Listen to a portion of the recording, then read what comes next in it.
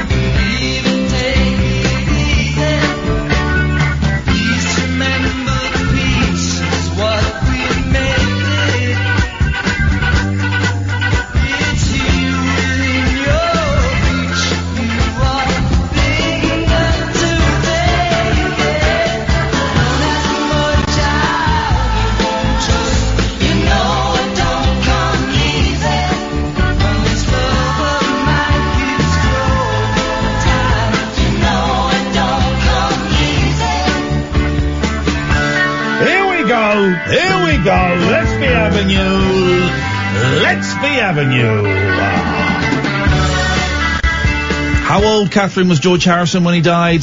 Oh, was he like 42? What? No, 42 when he died? Are you nuts? Tell me.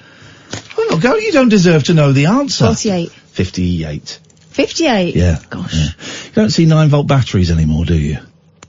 Is there a connection? No, just thinking, you don't see... When was the last time you saw a 9-volt? You know, the rectangular ones? No, the fat ones. The fat ones you can lick. You don't see them anymore, do you? No. No? They used to be Christmas present batteries. For the remote control car, now it's all USB charging lithium batteries. Pro-Iton lithium batteries. 0344 499 1000. I'm Iain Lee. You are? Julie Newmar. There we go. Oh, Julie, please don't say that. Julie Newmar was very, very important in my first ever erotic dream. Don't worry, it wasn't a wetty, but... Oh, for God's sake. It's a natural bodily function. Oh, we're judging, here we go. It's the matriarchy. We're judging men for not being able to control their nighttime emissions. It's more your turn of phrase. But it wasn't. I've never had one. Sorry? It's true. First one was about Julie Newmar as Catwoman. 0344 499 1000 is the telephone number. Lots to talk about. When was the last time you saw 9-volt batteries? What the hell is a boomer? Solicitors are dicks. I can't say la la la la la very fast. And what is the soundtrack to hell? Call us now. Let's just wait. I know what a boomer is. Don't even let them call in. They're going to call in and tell us. Those are great topics. What is a boomer? When did you last see 9-volt batteries? Solicitors are dicks. I can't say la la la la la very fast. And what is the soundtrack in hell? 0344 499 1000. So don't give them anything. Let them do the work tonight. You know, you're talking about the Catwoman awakening. I had a fear of one of the Catwomen. Go on, Eartha Kitt. Eartha Kitt, Yeah, terrifying. That's because you're racist. No, okay, it's because of all this. Green. Let's just wait. I've given out some great topics there. Some great phone-in material. It's a full moon. I've given out great phone-in topics. We ain't got to do nothing tonight. 0344 499 1000. I'll take the first 10 calls straight to air. Mark, you sit back, relax, my friend. This is going to be fun. Here we go. Let's wait for those phone calls to come rolling in.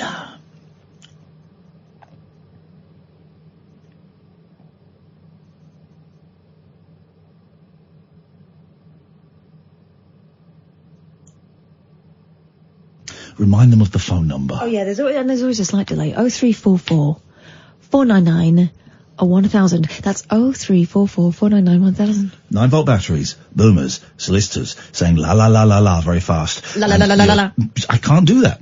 And what is the soundtrack in hell? We're going to take the first 5 calls are going straight to air. Here's call number 1. I'm telling off line 1. You're live on Talk Radio, the election station. It's only the erection station when Matthew writes in. What have you got for us, caller? Oh, hey, it's Liam from Brighton. Liam from Brighton, we met you the other night. Liam from Brighton came to a gig that was quite shite. I think it was alright. Hey, there you go. It had its moments. A very, very tense show that Katherine and I did in Brighton, as there were some a-holes in the audience. Very, very uncomfortable vibe. As discussed on yesterday's show, Liam, you are the first caller tonight. The phones are going nuts. Literally the only call we've got. What would you like to say? Well, you were saying about when you last saw a 9-volt battery. Correct. And they're quite common if you're a guitarist or things like that, because they power the loop pedals quite often. Oh, yeah, a bit of the old flange. But Katie Tunstall's got loads. I tell you what I want to do, Liam. I tell you what I want to do. You know, you get those show-offs that will go on stage and they'll have like a guitar in their voice and one of those repeating things, and they'll just go loop pedal. And then that loops, and then over the top they go, and then that loops and loops. I want one of those because I know. How much do they cost? How much do they cost? For like a decent, good one, I think it's like you can get one second hand for like a 90 quid or something. That's too much money. It's not the Boss one. The Boss ones are really good. I don't want the Boss ones. I want the 0 hours contract ones. I want a very cheap one that you can just plug in. I want to do it in here.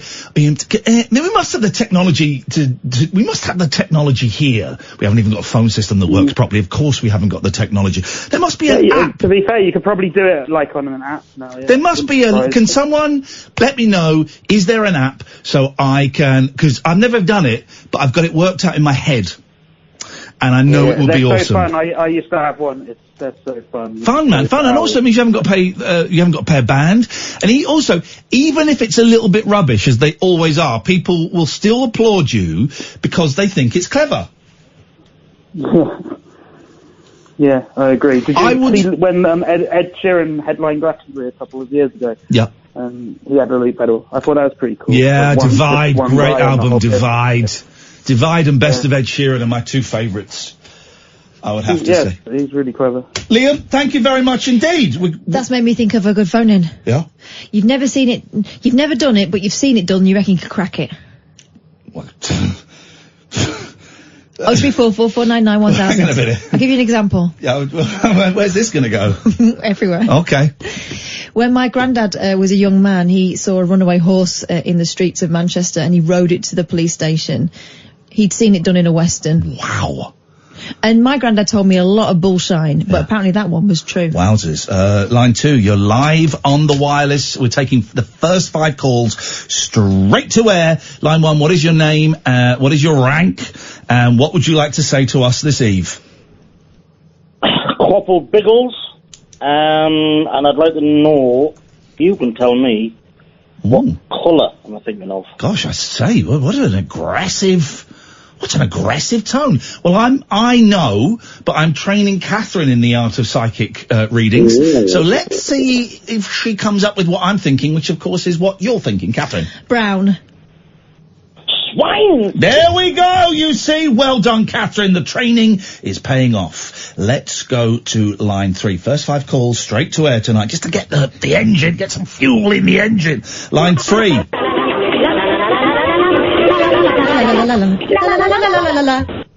I can do that. La la la la la la la la la la. Faster.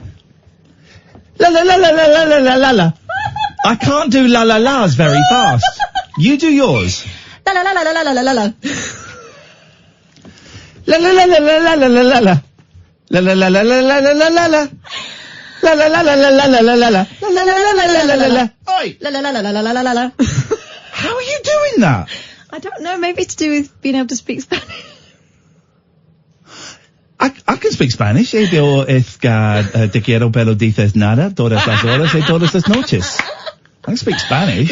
Now try la la la la la la la. La la la la la la la la. And the thing is, I'm not doing a thing. That's genuinely as fast as my la-las go. He's got a lazy tongue. Let me just say, no, don't. There's a few things. La la la la la la la la la. I can't do it. Shouldn't be mocking me though. I might have a tumour or something. You just don't know these days. You're tongue-tied. I guess yes. Yeah, I do. La la la la la la la la la la. La la la la la la la la. How are you doing that? Are you like you remember those action men that could talk? Right, you pull the string and then you'd open it and it was like a little pink a little record inside. Is that you? I didn't have an action man, but I had Tessa Talk About. I love those records. Can you get a record player just to play those tiny little pink plastic records? I've got a monkey's finger puppet that you pull it and it. Hey, where are the monkeys? It goes like that. It's a little bit fast. Hey, it's David Jones. I've seen that thing. It doesn't really look like the monkeys. It doesn't look anything like them. Right. First 5 calls are straight to S. This is call number 3. Hello, call number 3. Hello? Yes? Hello, this is Kim from Canberra. I was just wondering if you could answer a quick question for me. Okay, with great pleasure, certainly. Wonderful. Well, it was really quick query, really. I'm getting married next Saturday, and I have a couple of spaces left at the evening reception. Wondering if you'd like to bob along. Whereabouts? Scarborough. But not for the meal? We've got one space for the meal. What you serving? Ooh, I believe it is pork. Not pork, beef. It's a meat of some description. We ask no questions. We hear no lies. If I came to the meal, who would I be sat with? I believe you'd be sat with the groomsmen, although I might be able to fiddle around with the place settings. Okay, this is fantastic news. And what's the entertainment in the at the do? We've got an evening. We've also got some films and stuff if you want to just bundle under some blankets. You're showing films? Mm-hmm. Well, like Blueies? We've got a few kids coming. Oh, a few kids coming. Okay.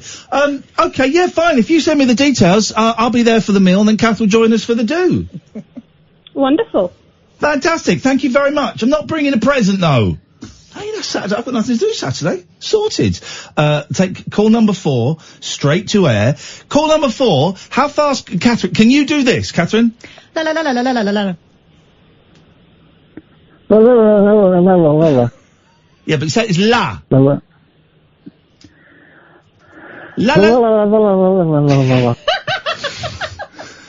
Sounds like he's looking at a turkey. What are you doing? He's going around a pot of ski. Ski. Do they still? It's getting low. It's getting Bill and Ben. more languid. The tongue starts to ache after a while. This is what you women don't understand. The tongue starts to ache. Some women understand. Okay, what can we do? When was the last time you saw a 9-volt battery? You have smoke alarms. Oh, yeah. Okay, well, when was okay, that wasn't the question. When was the last time you saw a 9-volt battery? Not, where do I have them? The last time I saw a 9-volt battery was in my smoke alarm. Thank you, there we go. We got there in the end. A full and complete sentence. I'm going to do all these topics with you. So we've done batteries, we've done la. What's a boomer? It's someone of the baby boomer generation, and it's a counter term to the snowflake generation. Okay. No, millennials. But sorry? Millennial. Oh, you can do it! Do you agree with me, all solicitors are dicks? Or do you disagree? Yes, having dealt with a lot of them, I would agree, yes. Oh, so have you been in trouble, have you been sued? I've gone to several practices to sue you for all the Hoover nonsense. Okay, well, that's... No one wants to take my case up. Okay, well, that's... Oh, there's one more. That's because, the evidence is... I'm David Babcock and I got my willy stuck in a Hoover. The evidence is exemplary. And what would your soundtrack in hell be? Mine would be that song by the New Young Radicals. Don't look down, you got a reason to give. Come on now, you gotta get what you give. What was your favourite Sharky song? A good heart, these days is hard to find. A good heart. Would it be that? And to think he was in the undertones is a disgrace. What was the name? What did the undertones become? Apart from singerless. Fergal Sharky. No. Fergal Sharky. No. Fergal Sharky, the singer from the Undertones became Fergal Sharky. What did the Undertones become? New Order. That Petrol Emotion. I saw them live at the Old Trout in Windsor. Gosh. Anyway, you've answered all... Can I ask a question? Please do, Katherine Boyle. What if you've never done, but you've seen it done and you reckon you could crack it? I've got a mouthful of sausage. Well, I've not done that. But have you seen it done? I've seen it done, yeah. No, I have not seen it. Oh. Right. Sticky situation, Babcock. How to get yourself out of this one? Distract. Have you ever... have you seen the Boris Johnson video? Oh.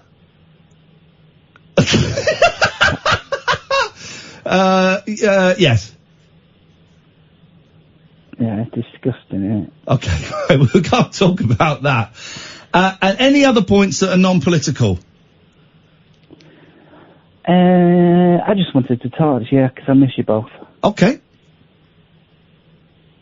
But I've run out of things to say and I feel embarrassed, so I might... Thank you very much for your call, and we'll take the final call straight to air. That is this call. Good evening, caller. You're the 5th call straight to air. Then we're going to take a break. Then the show begins properly. Hey up, guys. All right? Yes, man. I'm having a much better day today, and thank you for last night. It's an absolute pleasure. I think I left my watch there. If you could send it back, I'll get it at the weekend. Did you hear the call, a couple of calls after you, thanking you for helping someone realise that they might need to go to AA? Yeah, that was wonderful. There you go. Stephen. There you go. You did and that. Thanks to everyone else who was very nice to me on Twitter. There you go. Fantastic. Anyway, you've got solicitors are dicks. Yep. Right. Not all of them. Yep. All of them. Indeed, one of our mutual friends has written me a reference for court. If that mutual friend is Babcock, Nelly, or Ollie, then I think you better... What the hell? We got solicitors listening to this program now. I don't know whether or not he wants his publicised, so I don't know. But you've spoken to him before, anyway. Okay, I know exactly who you're referring to, and yeah, he's a very nice man. Very, very nice now. But he's a dick. They're all of them are, even the nice ones. Yeah, well... Anyway, can I interrogate your vast knowledge of the Beatles, please? You can, but for 30 seconds, because some people find Beatles talk boring. Yes, perfect. Right. You know, you said that Mr. Mustard was a real bloke? Yes. Is Bungalow Bill a real bloke? Do you know? Yeah, he was, wasn't he? Hey, Bungalow Bill, why did you kill Bungalow Bill? Hey, Bungalow Bill, why did you kill?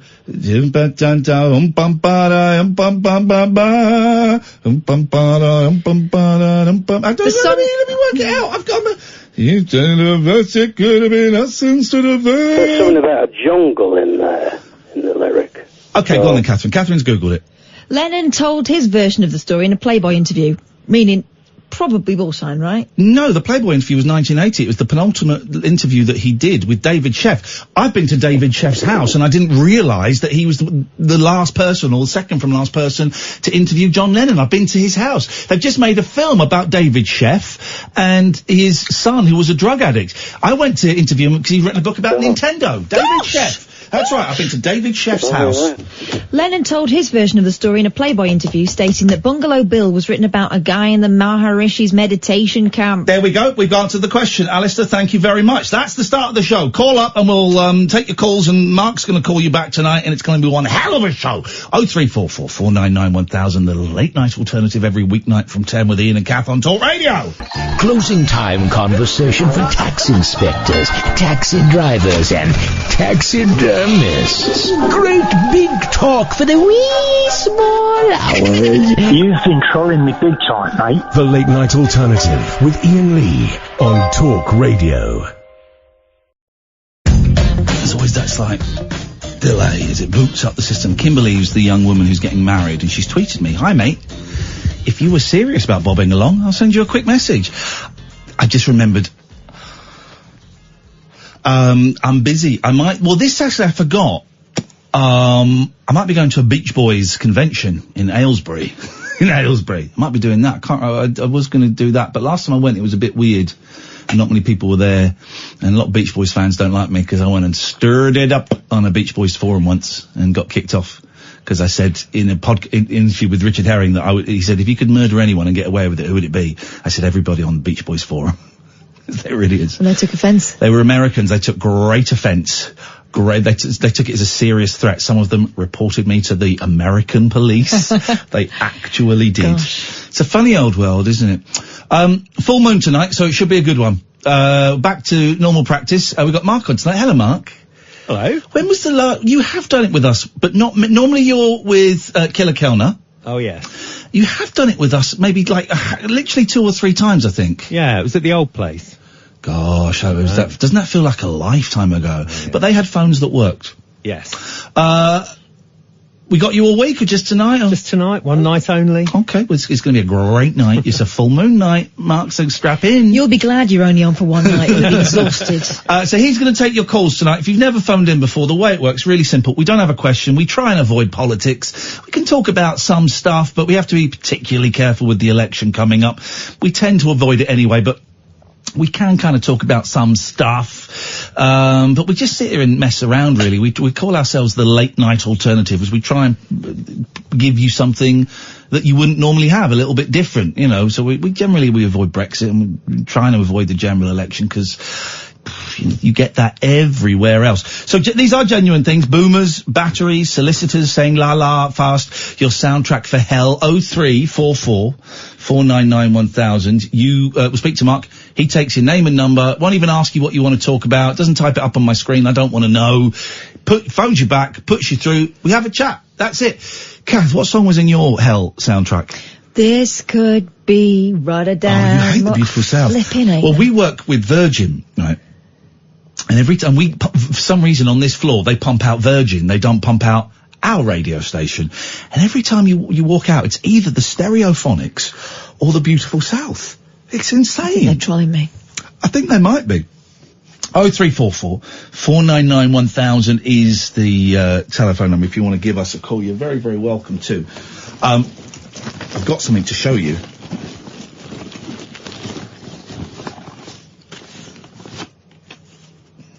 Oh, blimey. What are these? 9 volters. Yeah? Oh, God, no. Take one.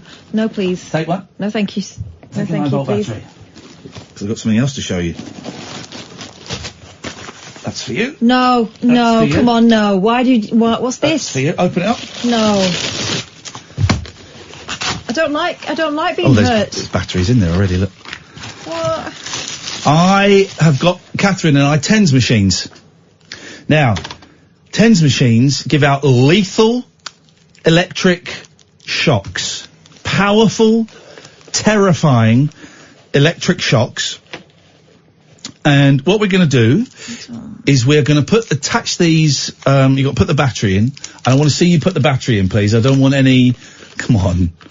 I did toy with the idea of not loading mine up. Basically, you can phone up, dear listener, and you can zap us. We're going to let you zap us. How did you open the back? Lift to release. How do you open the back? There we go. Just flaps. Katherine, don't be so vulgar. Do you know what? We'll allow double bubble tonight. We don't normally allow double bubble. If you've called in once, you can call in again. I'm very happy with that. Which is the plus and which is that's the plus is the small bit. Okay. There we go. Right. Okay, then we get, now you've got to put them on your nipples. No. Yeah? My nipples are tender at the moment. Alright. So you get these electrodes. Where are you going to put them then? I don't know. If I put this in the wrong way, will it not work? No, you've got to put it in the right way. Yeah. What if I did it wrong? So, I don't quite know, this might not have the right connectors. Why won't this work? How do you build a tens?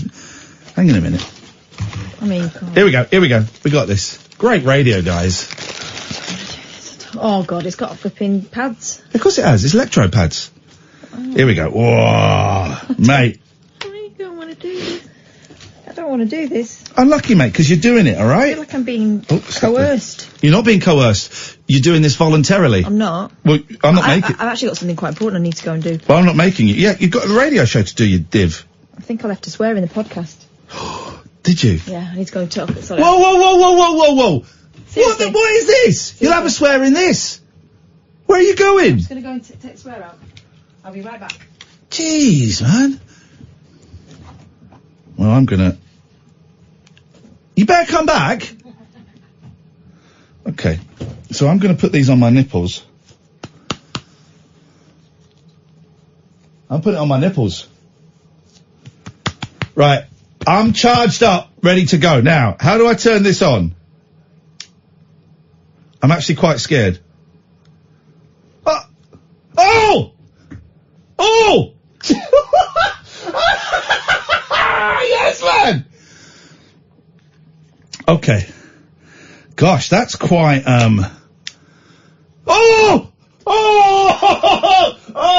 We're gonna have fun tonight, guys. We are gonna have fun tonight. I've got a tens machine on my nipples, and, let's just say it's a little bit juicy. It's a little bit juicy. Kath's going to put one on hers in a bit, and you can phone us up and zap your least favourite presenter. Let's go to Pisces Lady. Hello. Hi. Hi there. Oh, Pisces Lady. Is your name Pisces? No, but it's my star sign. Oh. How did I know that? How did I know that? I'm tuned into the ether. Oh, no, it's Christina. Last call I had was on Pisces. That was it. I was not psychic. I just remembered that we asked everyone, I was going through my star sign kick, which I'm out of now. It turns out it's all rubbish. Looked into it. There's no science in it whatsoever. Yeah, no, it's Christina from the one that bought the book and coming to your show. Christina. I can't think of any songs that have the name Christina in. Christine, loads of them, but Christina? It's a sad bit of theirs, isn't it? It is. I have to make up my own song. You should do. I should. Yeah. How are you guys? Catherine's gone out because I brought a tens machine to put on her nipples, and she says it's sexual harassment in the workplace. Amazing. Yeah. But I've got it on mine. Shall I turn it on? You ready? Yeah. Oh, jeez! But what we're going to do is we're going to hand the machine over to the other person, and then when someone phones up, they can zap them. Or something like that. I haven't quite worked this. I might have to take them off my nipples because it really, really hurts. No. I'm not sure it does. Anyway, Christina, what would you like to say? Oh no, I just want to say hey. I'm not called in for that. I just wanted to check in. Okay. Yeah, and I'm looking forward to the Christmas party. December the 14th. It's happening, man. Yeah. We're live in London. There's only about 20 tickets left, guys. Come and get your tickets.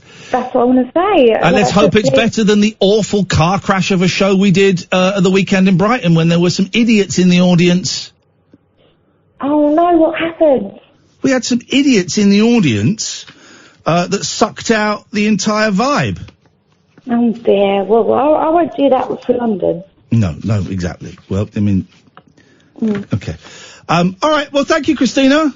All right. Nice to talk to you. Ta-ta, tutty bye. Someone, look at this now. Angel is saying, don't have pads too near your heart. What would be the problem of having electrical charges near? I see, right. I might put them on my inner thighs. Maybe we'll do it there. That could be the thing. Let's play a little advert for one of my colleagues, and then when we come back, we'll take more of your calls. 0344. What is your problem, Boyley? I can see her through the glass.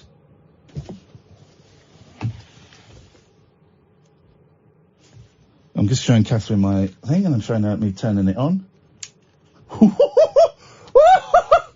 Huh? 03444991000 is the telephone number if you want to give us a call. This is Talk Radio. Uncut after-hours conversation for the up-all-night generation. The Late Night Alternative with Iain Lee on Talk Radio. Full moon. Well, you don't.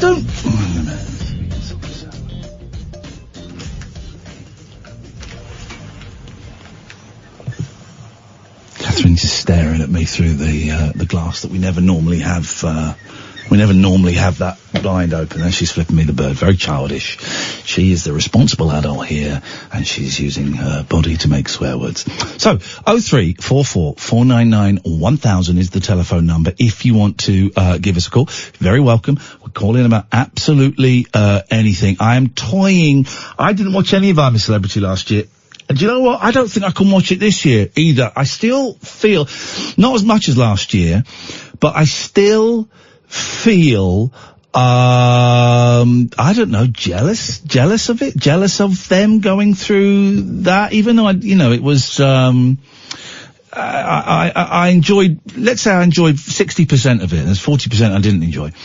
I'm jealous of all these people, kind of being in my camp. I'm jealous of the attention that you get when you're in there, because you get that's why I do this at all, but it's very flattering to your ego in the month or 6 weeks or so in the run-up to the show, and then when you're in Australia, and then when you're doing the show, and then for about a week afterwards. It's very flattering to your ego. So you can't help but feel, a little bit left out, like there's a party going on, and I've kind of not been invited to it. As you know, I tend not to go to parties, but I feel a little bit left out. So I'm not sure whether I'm going to be watching The Jungle this year or not. I was toying with the idea of streaming me watching it on my Twitch channel.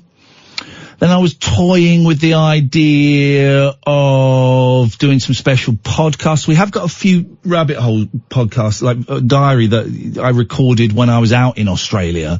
And we put that out last year, but if you haven't heard that, that's over 3 parts and is interesting. But I just don't know if I'm going to be able to watch it. And there's pictures everywhere, and there's posters everywhere. And the thing about doing that program is they do make you feel very, very special and very loved, and they treat you like a celebrity. And then when you get back, that's it. You get a phone call from the psychiatrist just checking you're okay and seeing if you want to go in for a chat. And I said no, because I was busy buying drugs again.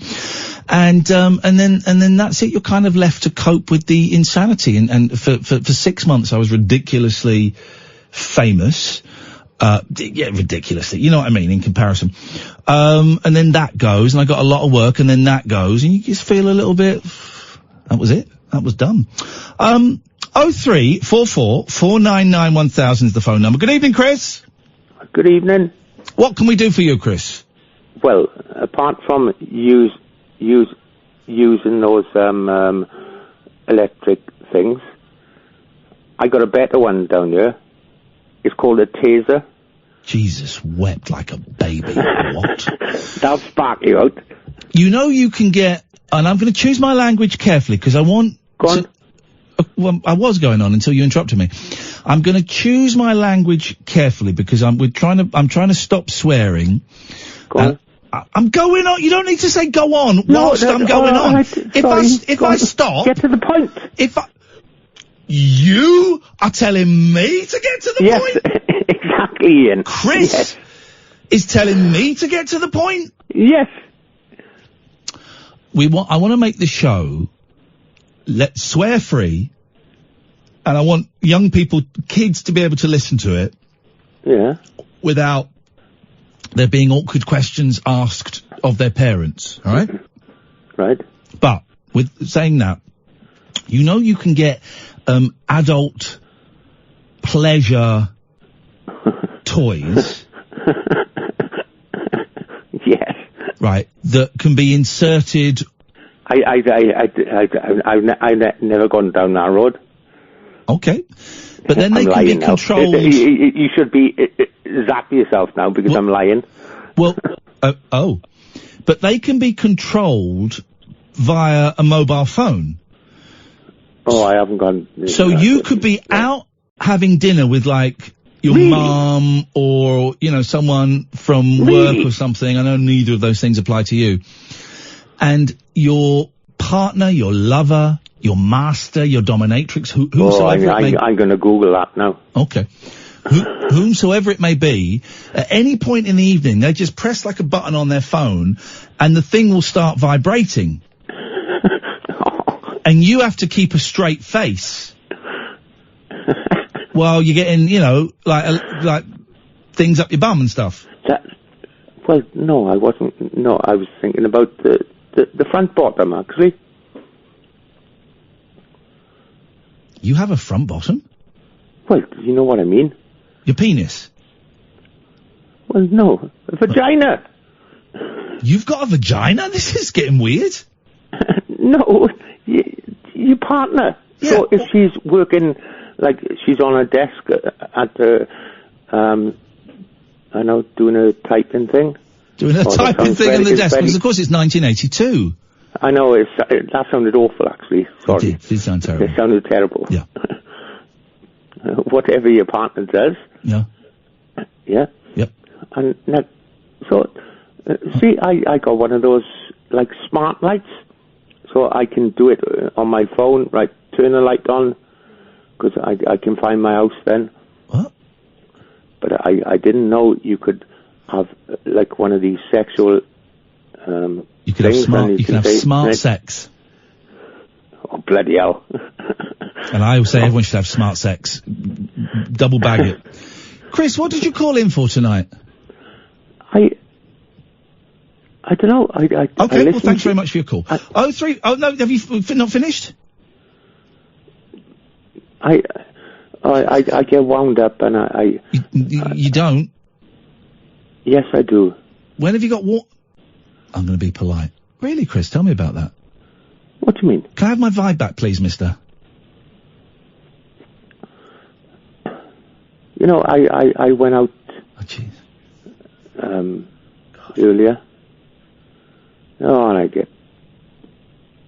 almost 4 then. I get lost. Yes, Chris. It bloody winds me up, boy. Let's get to the point of this call, please. Caller! I don't know. I should ring some others, not... I'm so wound up. Why are you wound up, Chris? What's going on? Not being able to see. It does me. You did say yesterday that you weren't blind. Well, you said that. Well, you try to be positive rather than negative. Yeah, but there's being positive and there's admitting the truth. So you saying you're not blind, it's not exactly being positive. Oh, you're not allowed to say blind anymore? Yes, you are. We've had this. You don't understand what political correctness is. You're allowed to say visually impaired. You're allowed to say blind. You're allowed to say black. No. You're allowed to say disabled. You're allowed to say loads of stuff. No. I'm not disabled. I'm not saying you are. I'm just saying that these words you think you can't say because of political correctness. It winds me up. Most of them you can say.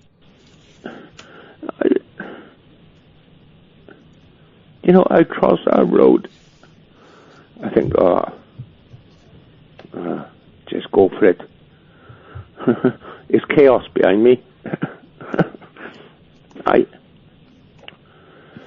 When I'm with sighted people, I realize that I don't know. That's why I listen to the radio. Mm-hmm.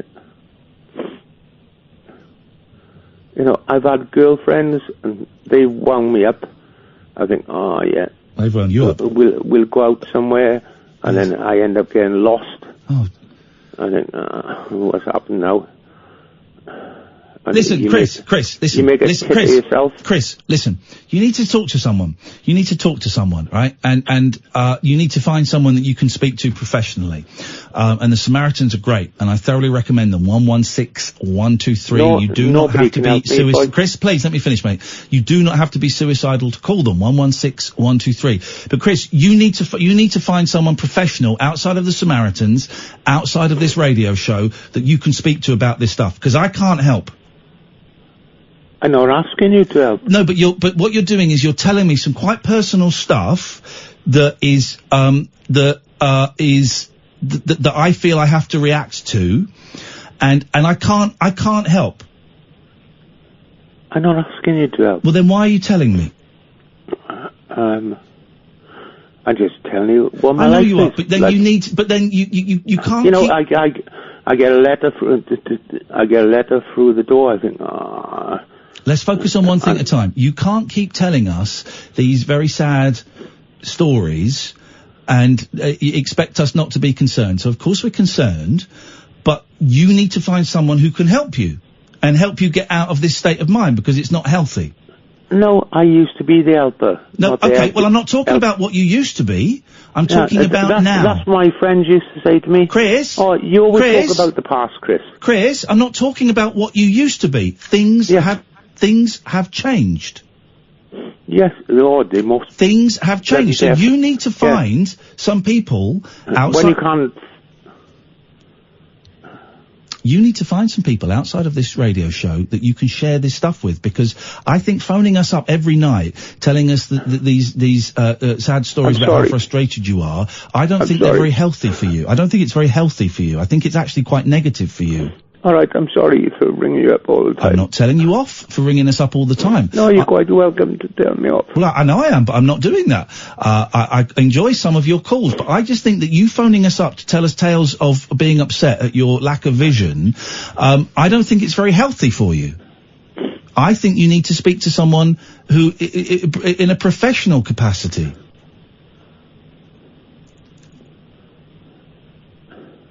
I don't know. I'm telling you, that's what you need to do. Here's the thing, right, two things. I'm gonna put my cards on the table. May I put my cards on the table?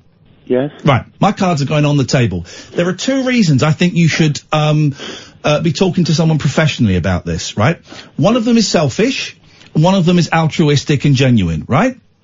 The altruistic and genuine one is because I do think you phoning me up and telling us all this negative stuff is bad for your mental health. I know. Please let me finish, Chris.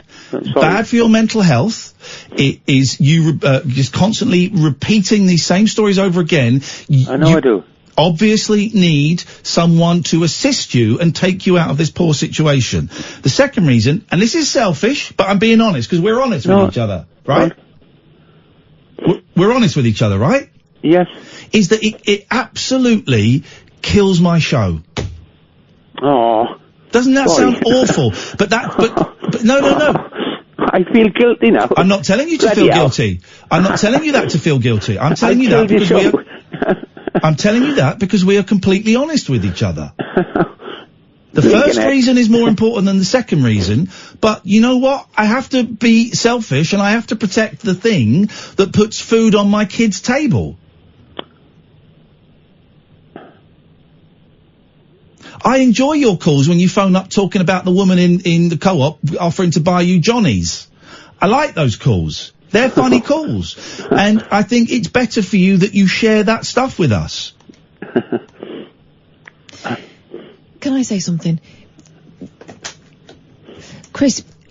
Yes. Your life doesn't have to be this difficult, and we've spoken about this before, and you don't listen when I say to you we could put you in contact with people who could help you out.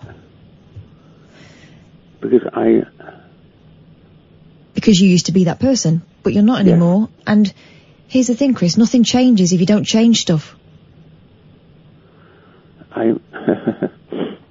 And how's it working for you at the moment? It isn't, is it? No.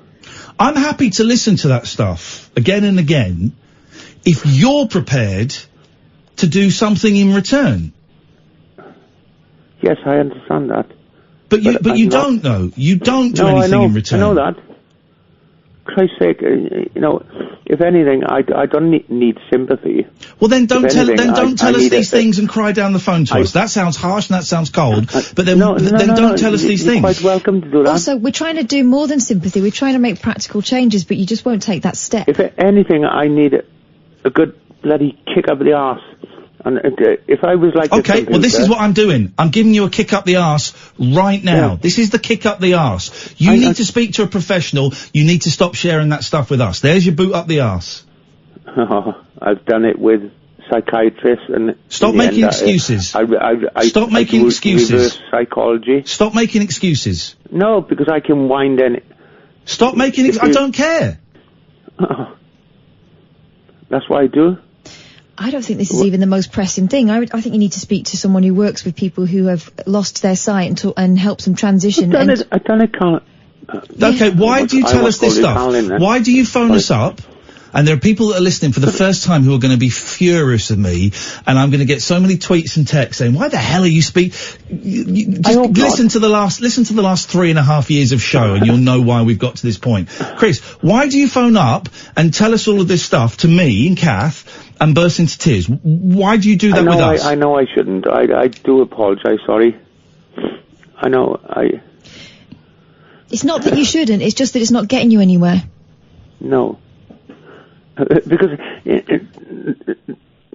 sometimes when I ring up, I think, oh, I'm going to have a laugh and I know wind you and Kath up and have a bit of a giggle, and then I talk like a bloody do then. Well, here's my concern, Chris.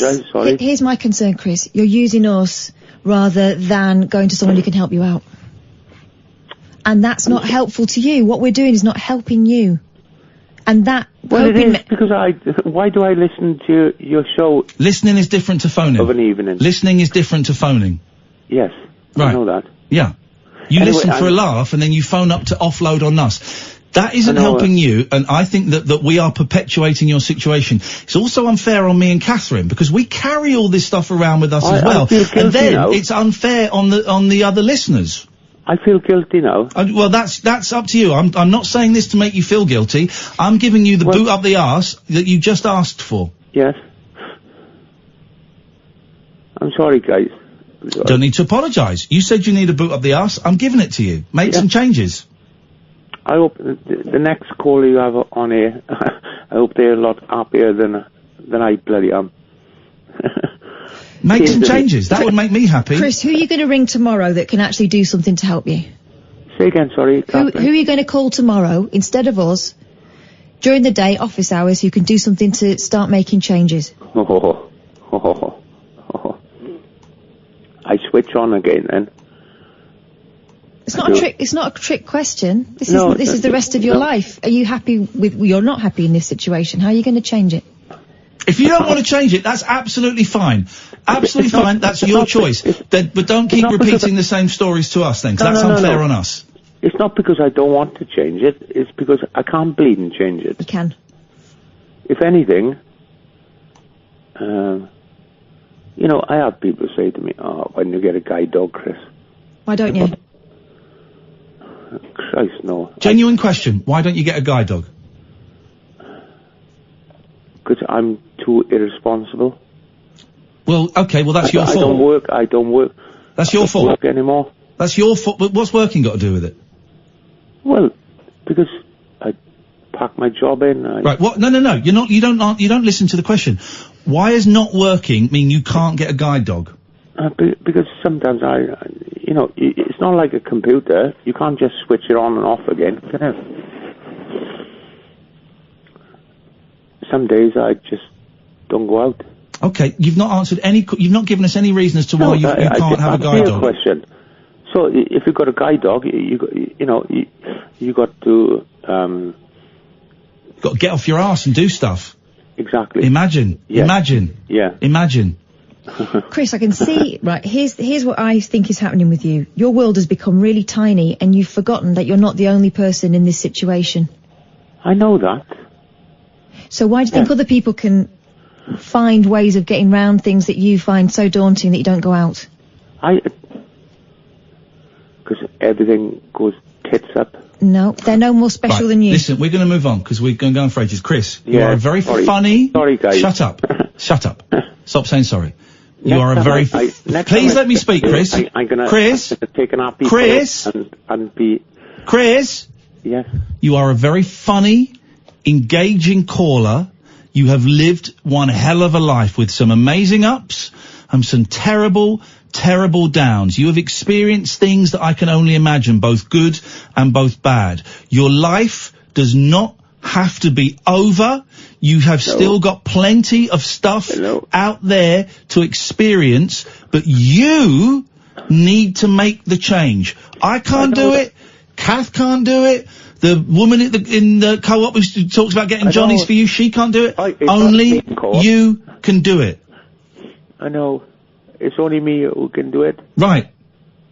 I know that. I'm sorry, guys. You have nothing to apologise for. You asked for a kick up the arse about 5 minutes ago. I don't know if you remember that. And This is a kick up the arse. Yeah. You deserve better than this. And you can have better than this, but you have to start making... The more you stay the same, the more nothing changes. I keep on pushing people away. Right, exactly. So you've got to stop. You've got to start reaching out and asking for help. I had a fantastic French. Okay, we haven't got time for this, I'm afraid, Chris. Chris? And I pushed her away. Chris, we haven't got time to go into... I know. You're right. You have to start making some changes if you want things to change. I don't, actually. You don't? Okay, well then, fine. I wish you the best of luck. Well, I do, but I can't. Bollocks. Utter bollocks. I know. Bollocks. Yeah, I know. Yeah. All right. And we've got to go now, Chris. Thank you for listening to me. Absolute pleasure. Thank you for listening to us. Oh, I enjoy listening to you. I know. We're good. We're good. I wish you would. I wish there's a difference between listening and listening. You're doing the first kind of listening. You're not doing the second kind of listening. And I wish you'd do the second kind of listening. Do you know what? Do you get the point? Yes. Do the second kind of... Actually listen to what we're saying. All right? I love you, man. Take care. See you later, Chris. There'll be people who've never listened before thinking, and we're getting a few texts and tweets through now. Unlucky. This isn't one of those shows you can dip in and dip out of. This is a 3.5 year relationship we've got with that guy. All right. This guy hasn't just phoned up for the first time. So I know it might have sounded a little bit shocking the way we spoke to Chris then, but if you've been listening, go and listen to the previous 3.5 years worth of shows. If you want to talk to the Samaritans, dear listener, free phone number from wherever you are in the country, completely anonymous. Really simple number, 116-123. 116-123. We got Becky, we got Nigel, we got Rick, all coming up after this. The Late Night Alternative with Iain Lee on Talk Radio. We have ways of making you talk. It's the Iain Lee Show, the Iain Lee Show, Talk UK. That's it's the wrong name of the station. Show, Iain Lee Wrong name. Show, Talk Radio UK. So come and join the gang tonight. Have a chat to Iain all night.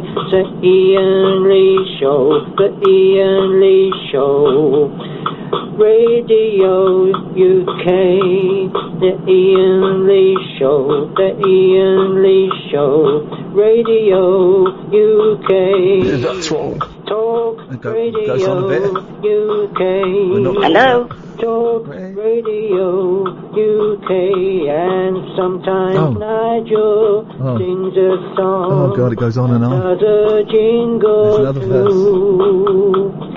Sometimes people clap and sing and join in with Nigel. No, they don't. So I'm doing it now, so he's right. The Iain Lee Show, the Iain Lee Show, Talk Radio UK.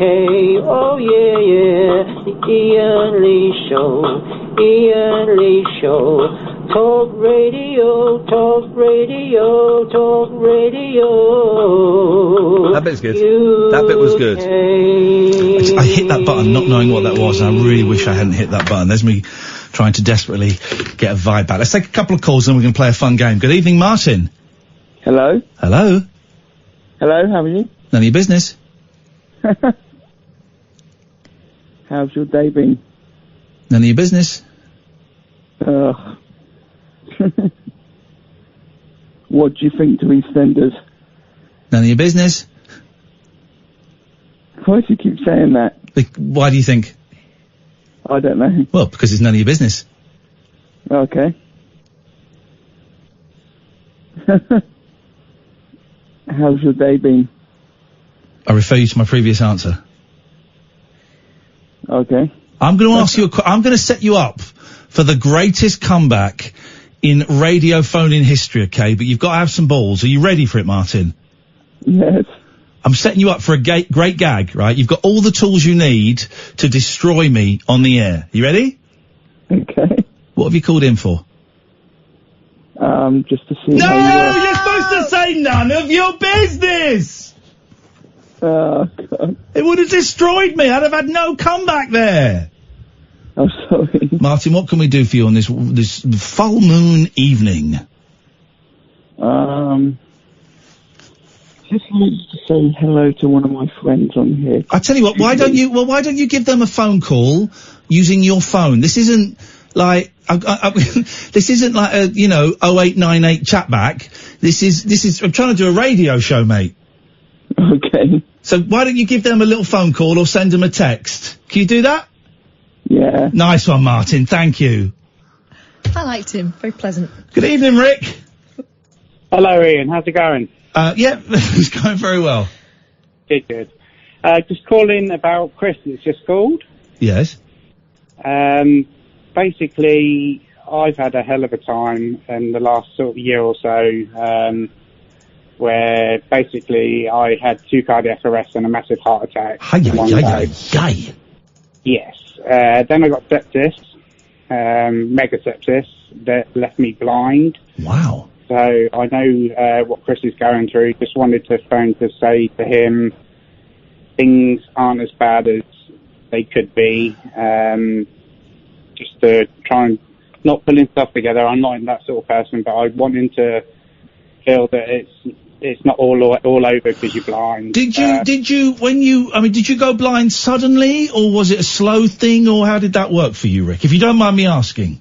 No, not at all. Basically, I had the cardiac arrest at home, had another cardiac arrest on the way to the hospital, got sepsis in hospital, and then woke up blind from getting the sepsis, and it damaged my brain. I've got brain damage. Yeah. Sorry, I'm really nervous at the moment. That's all right, man. Yeah, got major brain damage. Quite horrific brain damage from it. I've got apraxia, which is nerve damage all down my left side. Yeah.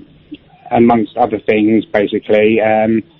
Basically woke up in hospital, didn't know where I was, didn't have a clue, abused all the staff, which I really didn't mean to do. They had to call security on me quite a few times. Yeah, that's understandable. Felt really bad for it. Obviously, when I realised, when I came to eventually, after I was in hospital for 3 months solid. Yeah. Realised that I was a bit of an arsehole when I was in hospital. Obviously, didn't realise what I was doing. Felt really bad. Got out of hospital. I've got a 4-year-old son, so he's so good with me now. He helps me, points me in the right direction, and says, Daddy, I'm over here, sort of thing, and says, helps me out, basically. He's absolutely superb, and I love my missus as well, Clarissa. She's absolutely superb. How long ago was this, Rick? This was last June. June of 2018 or 2019? 2018. Okay. It's 6 days after my 39th birthday. Oh, mate. Yeah. So I just had my 40th birthday this year, which was absolutely superb. There is, and it's interesting you say absolutely superb. I want to come back to, there's a question I want to ask you, but I'm really scared to ask you. Ask me whatever you want. Are you sure? Am I sure? Yeah, of course I am. Go for Okay, it. this is what does it feel like knowing you're never going to see your son again? Not great. I've felt been close to suicide. I nearly killed myself when I was in hospital. I nearly jumped off our roof twice now. But like the power of my girlfriend and my son have kept me from doing it, basically. I've been so close so many times to doing it, to killing myself and taking extra pills, because I take pills now in a special pack so I take 11 pills a day, basically, because of this now. So you're rattling as you walk.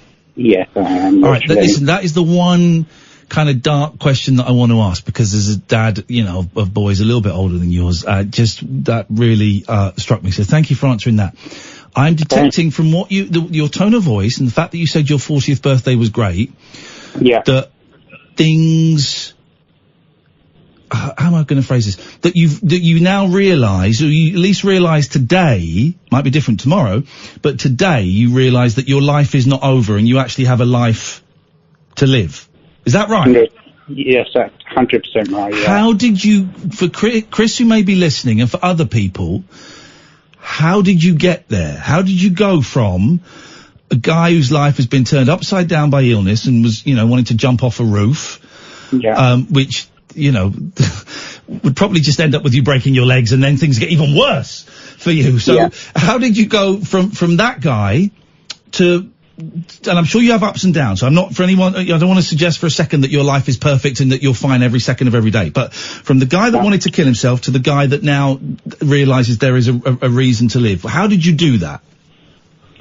I've had a lot of help from occupational therapists, from carers coming around, and basically I do personal training. I don't obviously teach it, I go to personal training, which gets me out and about and meeting people. And what kind of training is that?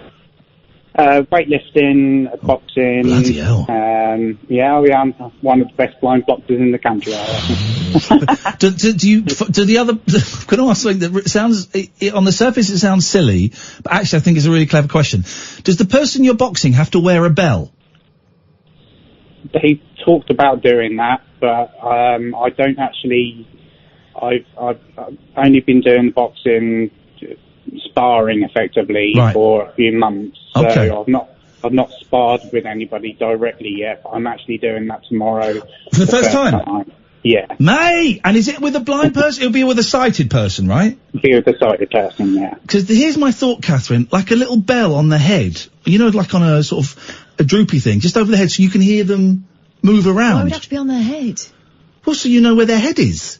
It could be like clipped to their shorts. Well, if it's clipped to their shorts, you've got no concept of how tall they are. If it's on their head, you go, well, that's where the bell is. Well, that makes sense. I'm going to invent this.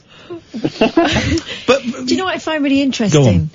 Is that Thank you for this, Rick. You've used the word blind since we started this conversation, and it's something that Chris is still flinching from. Yeah.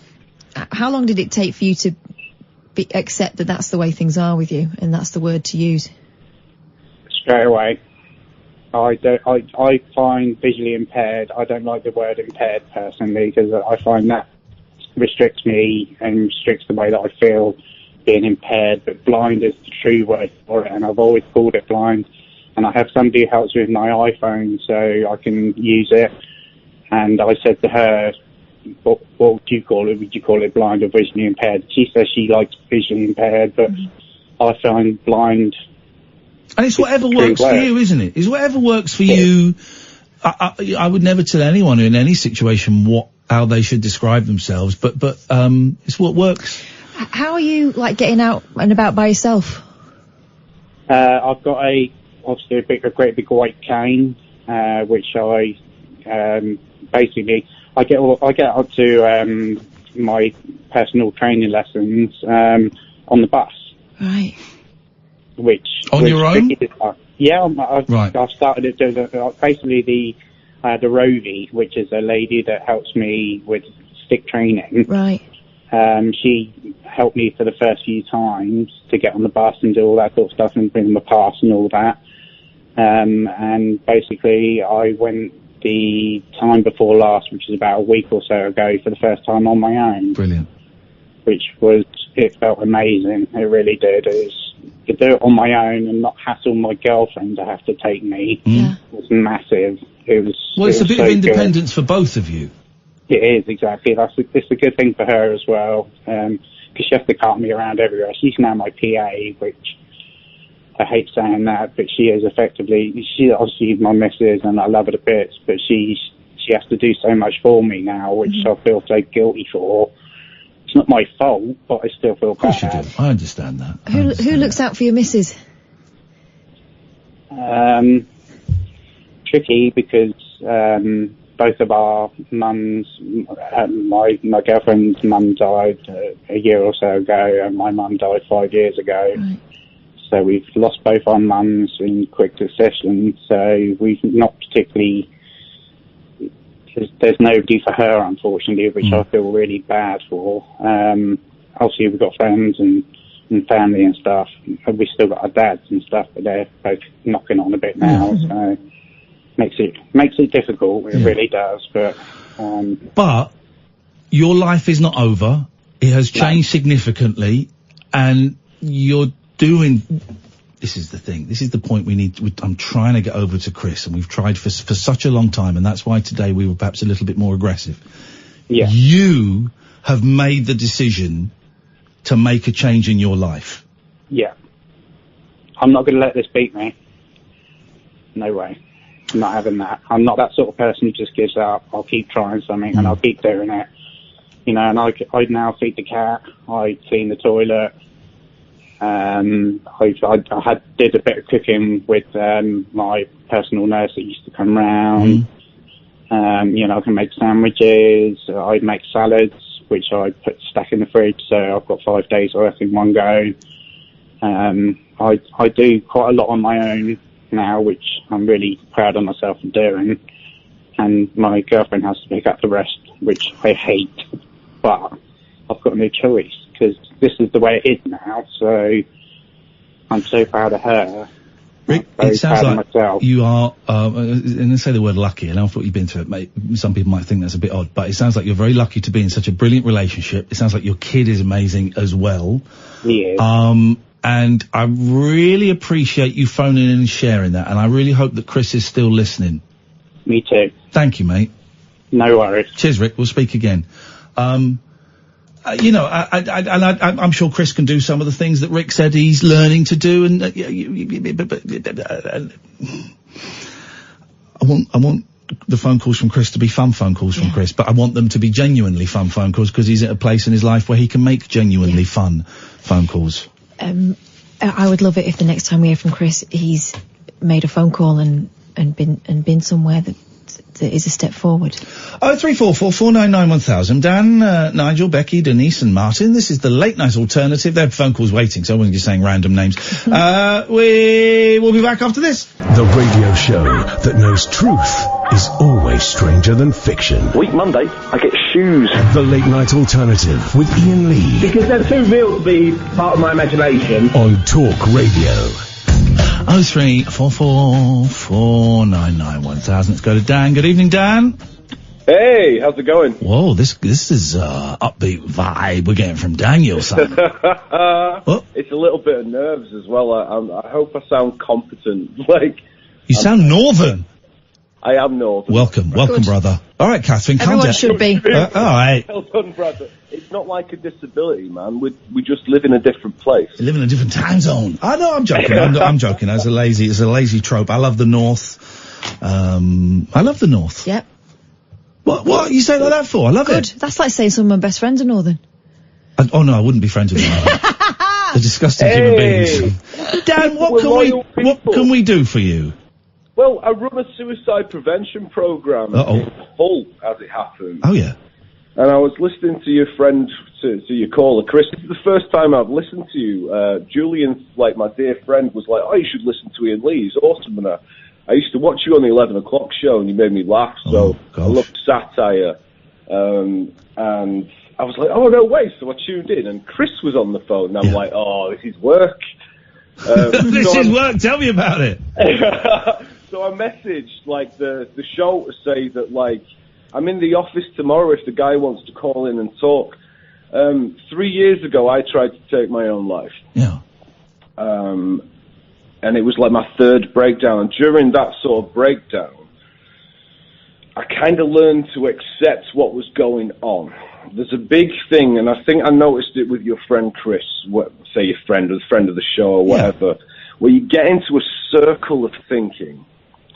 And that's kind of how the depressive mind works. It puts one roadblock in the way after another, after another, after another. It kind of becomes comfortable in its own right. It's safe because you know it. You know it. So it's safe. Changes can be terrifying, and being miserable is comfortable because you've been miserable for a long time. Well, and you avoid further disappointment, don't you? Yeah, of course. Well, yeah, like, I eventually, through hook or by crook, wrote this program, and I've developed it, and I've been delivering it for the last 2 years, which is peer support, survivor-led for people wanting to survive. And I just kind of thought that I would like to say one thing to Chris if he's listening. Just courage doesn't need to be big, my friend. It doesn't need to be some massive gesture of change. It just has to be one little thing. And self-care is so, so, so important. Just treating yourself with kindness allows you to build self-worth back up.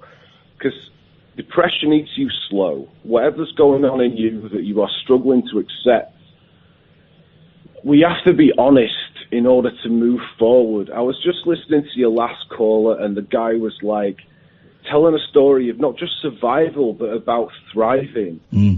And you hear so many stories about suicide or struggling with mental health, and it's all tragedy.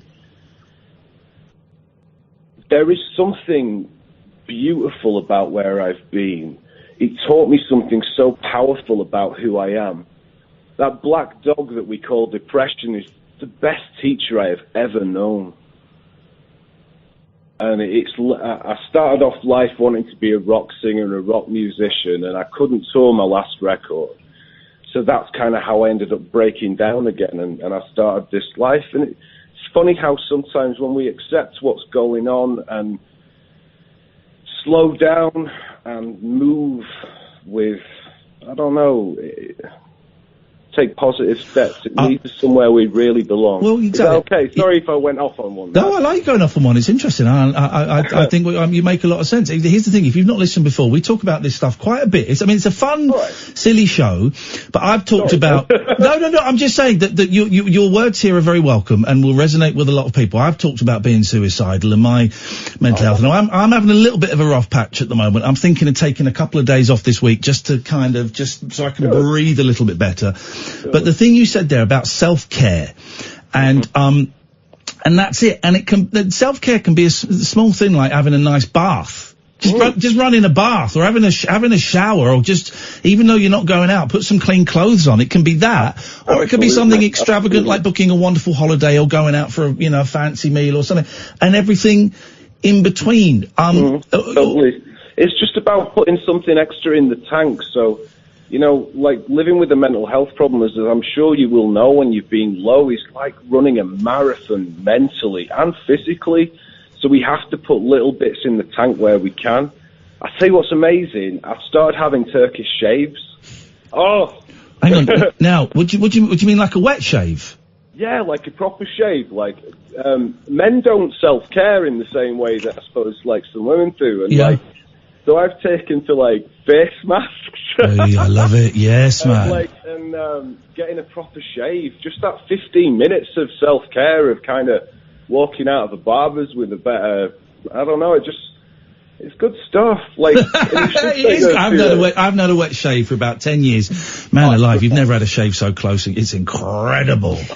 So good. And you get your beard shaped properly. And you feel $1 million, man. Yeah. But you're trying to practice that a bit more, aren't you, Ian? Like, instead of, like, living on frozen pizzas, you'll occasionally buy yourself something nice. I started cooking a little bit. There's nothing wrong with a good frozen pizza. Yeah, but every day, man. Self-care as well. Every day, though, Dad. Every day my freezer's got, like, 12 pizzas in at a time. It's terrible. I bought him a wok today. I'm thinking stir fries. In there. Hey, nice one, Dan. Thank you. Who's your friend Julian? Julian will be listening now and dying silently inside, because when I texted him to say I'm waiting to go, and he was like, don't mention me, man. Yes, Julian. Oh, that Julian. I love that so much. Normally, here's the thing, Dan. Normally when people haven't listened, they listen for the first time and then they phone in. They're normally phoning up to say, what is this crap? How dare you speak to that? And here's the thing. The reason we were aggressive, I suppose, is the only word with Chris, is because we've had 3.5 years, Dan, of Chris. You weren't aggressive. You were direct. Direct, thank you. We've had 3.5 years of hearing, we get some brilliant calls from him, some really funny, uplifting calls, but there's also a lot of the same story, and I wonder if maybe I've been a little bit too passive, and I've allowed him to wallow is not the right word, but I've allowed him to kind of sit comfortably in that misery, you know, and I think if he's not talking to anyone else, I would hope that a friend, after 3.5 years of me saying I'm so miserable, would say, mate, you've had 3.5 years of this, you have got to do something. Nothing's going to change until you change something. And that's how I was... You have to force it. You absolutely have to force it. Like, and it's kind of odd. It's why I said courage doesn't need to be big. When you're at your absolute weakest, like, we talk about it in our groups, like I say, it's called You Matter, and we're quite the community now. We talk about it like we saved our own lives, and you did it at a point where you were at the absolute weakest. And it's at those points that we find out truly how strong we are. And I'm sorry to, like, kind of, like, bring some big downer onto it or anything like that. If your show's about comedy and stuff. Oh no, you're doing the exact opposite of bringing a big downer, Dan. You are showing people that it's possible to turn it around. I haven't lost a man yet, put it that way. There you go. That's a great statistic. Dan, thank you for finding us. Thank you for calling us, and I hope we get to speak again soon, mate. No worries, man. I'd love to, man. And all the best with your self-care and stuff. Thank you, brother. That, man, and your recovery, man. Thank you, Dan. There we go. First time he's listened, and he's phoned up with some sensible, beautiful advice. Thank you very much, Dan, and thank you, Julian, for putting him in our direction. He's right. It was direct with Chris, because I would hope that a friend, if 3.5 years of me, I would hope they would do it before 3.5 years, but would say, you've got to change something. It's funny, isn't it, how we are reticent to say that when it is a mental health problem, or if it's something like, you know, a loss of sight. And I think really with Chris it's more about his mental well-being at this point, although it's all tied up together. Yeah. But if it was someone with something physical stopping them from doing something, you'd say, oh, have you rung this person? Can I get you this? And you feel able to offer advice and support that way. But the thing I worry about with this show, and I love the fact that it is so confessional and that people feel like they know us and they can confide in us and stuff. Yes. But I would feel guilty if I was soaking up all that energy and it was being diverted from being taken somewhere where it could make a difference. Yeah, exactly. Right, we got Denise, then we got, I'm doing it in the order, some of you have been waiting for ages, I'm doing it in the order that, you called in. Denise, then Martin, then Becky, then we got Nigel, 0344. I'm not going to give out the number, actually, until we've gone through these, because it wouldn't be fair. This is the Late Night Alternative on Talk Radio. A star-crossed soapbox for sailor boys, stable girls, I'm on the edge. and stripper grands. It depends who you're with and it depends on the situation. Late night speech radio with a difference. Thank you. The Late Night Alternative with Iain Lee on Talk Radio. Let's go to Martin. Good evening, Martin. Hello? Hello, Martin. Hi there. Hello? Yes, hello, Martin. Hi, I'd like to talk about my ADHD that I've had for a few years. Okay, can you speak a little bit closer to the phone? Sorry, yeah, I'd like to speak about my ADHD that I've had for quite a few years. Okay. Yeah, it's been part of my life for quite a few years, and it's quite getting much easier now to deal with. And how does it affect your life?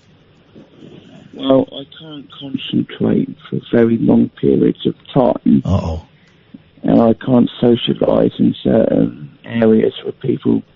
And I get embarrassed if there's a lot of people around, so if it's a new environment or something. Yeah. You and me both, brother. Tell me about it. And you said that things are improving. How are they improving? Well, I'm learning to deal with it now and coping with it as I'm getting older. Right. How old are you? I'm 34. 34. You've got a very young voice, Martin. In my head, I was going to say 17. You've got a young voice. Keep hold of that, man. Yeah. So is anyone helping you, or are you just... Yes. Who's helping you? This is what we want, solutions. Who's helping you? I have a friend who's a big fan of you called Iain. Okay, hello, Iain. She suffers from BDD. Go on, tell me what that is. That's where you can't look at yourself in the mirror Okay. saying you look disgusting or something like that. Okay. And I help her quite a lot, and she helps me, so... Just come back to the phone a bit, Martin. Sorry. That's all right, don't worry about it, that's fine. So are you... I help her, she helps me. Beautiful. Beautiful. That's friendship. That's what it's all about. We've known each other on social media for 7 years. Yeah. Wow. So it would turn out Twitter is not all bad, despite what I would tell you. And you've noticed a marked improvement, have you, Martin? Yes. Brilliant. Brilliant. I have social workers that help me, and my mum helps me, and I've got friends I see, and I go to youth clubs. How does it feel phoning up a radio station? Because I would have thought that would have been problematic for you. It's a bit embarrassing, but I cope. It's easy to deal with. Yeah, it's embarrassing presenting with Katherine. Rude. Sorry, true. But I cope with it, Martin. I cope. Hey, listen, man, I really appreciate you calling in and sharing that. Thank you so much. Yeah, it's fine. Thank you. Bye. Thanks, Martin. There you go. A nice guy. Denise. Hello. Hello, Denise. Hello. Hi.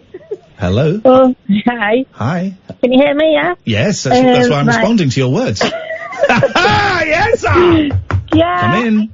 I called you a year ago. What I'm echoing is the caller from Chris. Oh, yeah. And I rang you, suicidal, probably sounding quite drunk. Oh, I remember.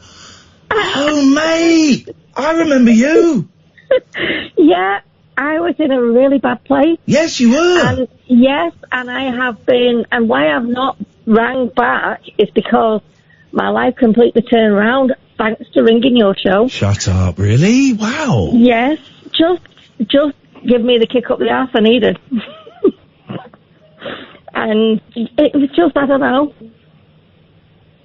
And so, and then I've been like, working in the evenings, so I've not been able to tune in, so I've not been able to call back in, so thank you. Oh, mate, well, you don't need to, but it's absolutely wonderful to hear you doing so well now. Yeah, they can get there. And you are right, it's the free mind that... You can, I don't want to sound really, really cruel here, you can start wallowing self-pity. You can, I'm trying to avoid the word wallow, but I can't think of a better word. I don't know the word. I think it's that thing you said about getting comfortable with that. Yeah. And thinking if you push yourself any further, it might get worse. You know, it might be more disappointing. So stay where you know, even if it's rubbish. Yeah. I'm looking at you because we messaged each other on Facebook a bit, didn't we? Yeah, we did. My God, Denise, you were a right mess last year. I was a mess. It was August that we last spoke on Facebook. You sent me a message in December, but before that it was October. I remember your call very well. God, you sound so different. I know, I am in a completely different zone. I have just started a new job in Aldi. Yes. My life has just picked up, and I think it is. I've just concentrated on myself more now. Yeah. I don't let people can get you down. Yeah, can't they? Can't they just? You can take, yeah. I don't know. This is so lovely. I remember you so well. I felt so sorry for him because he sounded in my place. Yeah, and you're living proof that it can be turned around, and you've done it in a year. I've done it in a year, and that is why I'm so glad, because my job's just recent, because I used to work in the evening, so I've never been able to tune in, and this week I've started at Aldi, but in the morning, so I've given up my night job, and I tuned in for the first time tonight, and that was the first call I heard, and I was like, oh my God, this is me a year ago. Mate. And you saved me. Well, I might have been the little push. I might have been the push. You did it. Both, you and Kath. I mean, she was lovely. You did it, Denise. We may have been the mirror or whatever, the stick that prodded you, but you did it. I think we just reminded you were worth looking out for. Yeah, that's what, yeah. Denise, it's so lovely to talk to you, and I'm going to carry your kind words around in my pocket for quite a long time, so thank you. Yeah, so I just had to let him know you can turn your life round. Wicked. Thank you, Denise. Well done. We'll speak again soon, yeah? All right. Thanks very much. Thanks. Bye. I remember. What a change. You know, I don't remember a lot of calls. Remember, I spoke to her in the studio, off air as well, because I was so worried about her. We had a little exchange on Facebook, and then she went silent. I thought, oh, okay, well, we've lost that one. Not necessarily dead, but she's off. She was off sorting her life out. Wow. Yeah. That's amazing. And very, very kind words, Denise. But we can be the mirror, we can be the stick that prods you, we can be whatever, we can be the little stone in your shoe that makes it uncomfortable to walk, but it's you that does it, it's you that does it, you know, it's you that turns your life around, so well done. She's done the work. We got Becky and we got Manny, 0344 499 1000, this is Talk Radio. The wild man of late night radio. The Late Night Alternative with Iain Lee on Talk Radio. Katherine is now wearing a TENS machine on her back. I've taken it off my nipples after people said that having it so near my heart might be dangerous because I've got such a big heart. I didn't want to explode the TENS machine, so we're gonna turn it on in a bit. But Kath is so against. I was gonna stick it on my buttocks and then thought I wouldn't be able to feel it. Yeah, I don't think we got enough pads. Hey, you got a cute ass, baby. Your ass is. Can I say that? No, I can't say my female colleague's got a cute ass. No. Wow, what is going wrong with this world? I spent 4 years at the BBC. I should be able to say anything I want about your body and touch it. I'm joking. This is a satire, guys. That's satire. That's satire. That is satire. It's not a joke. It's satire. Good evening, Becky. He also knows that you would get a karate chop to the pipe. Good evening, Becky. Hello. Hello, Becky. What have you got for us tonight, please? I was listening yesterday to a radio show about how Saturday was an awful gig event for you. Yeah, it was terrible, yes, man. Yeah, I tried to phone in yesterday, but the phone line for me was awful, so obviously I'm trying today. Yes, and you succeeded. Yeah. I was about 18, 19 at the time, and I was doing a quiz night. My parents often went to the local pub to do quiz night. Boozers, yes. And it was their turn to host it. So I thought, I've hosted one before, so I thought second time. Oh mate, I've hosted pub quizzes. Man alive, they are dangerous situations to be in. Yeah, I realised that the second time. The first time that I did it went really well. Yeah. I was wearing a fez and everything. Fez and everything, you say? Gosh, you had the proper pub quiz master uniform on. Well done. Second time I did it though, I got heckled, and needless to say, first time I've ever got heckled in my life. Yeah. This time a stranger's ever called me. I won't repeat the name, but ever called me a name. Dave. So, yeah, it was worse than Dave. Colin. Steve. Oi, Steve! So, yeah, I got heckled, and mate. I couldn't take it. I had a meltdown, and I just had to leave the place. Yeah. It was awful. It's a terrible feeling standing there with a microphone and suddenly someone, you know, throws a stone that shatters the window between you and the audience and suddenly you're exposed, man. Yeah, definitely. So did you just like literally just drop the mic and run off, or did you manage to stumble to the end? No, I just ran off. I couldn't handle it. Yeah. So let's find that guy, 'cause it will be a guy.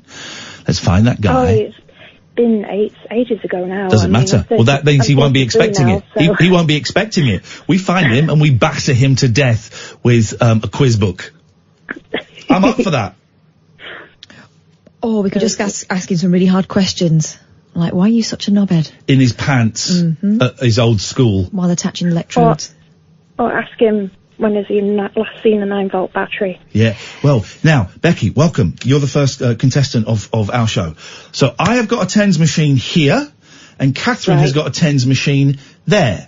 Now, you get to choose. First of all, Katherine, zap yourself just to prove it works. But don't, because it goes up to 8, so you've got to go all the way up to 8. No, I'm not doing all the way up to 8. Go up to 6. No. Yeah. I'll go up to wherever I want. Well, no, but you'll just go up to 1 and go, oh, it hurts. Oh, it hurts. Oh, it hurts. I'm going to do it. Shush. Ha! Hardly touched it. Didn't touch it. You lying. No, it was real. Right. Give me the box. You take mine. Give me the box. Give me the box. No, not happening. Give me the box. Give me the box. No. Give Mark the box. No. Give Mark the box. No. Mark can touch my box. You can say whatever you want. It's not happening. I'm controlling my own You're just box. going, well then it doesn't count because you're just going on let's to... stop playing then. No, keep it on, keep it on. Well, then it's got to be my rules. But your rules are you just put it onto like little baby 2. Well. Alright. Becky, you get to decide who gets zapped and for... Did we do the 22 break? We did. You get to decide who gets zapped and for how many seconds? Up to 3 seconds. So you can 1, 2 or 3 seconds, okay? So you can choose Katherine, for example, you could choose Katherine gets zapped for 3 seconds. Oh. Is that your answer? Hey, you're leading the witness. I'm not feeding the witness, although they should feed witnesses because it's a really long day. You're badgering her. I am not. I'm hectoring her, if anything, and that's not against the rules. So, Becky, 3 seconds for Katherine, yes? No. 2 seconds for Katherine. No. Go on then, let's hear your stats. 2 for you. Ha! You're a dick. Okay, I'll do it. 'Cause 3. 3 for that. Add an extra 1. Get stuff. You can't get involved. Right, so I'm going to do it, okay?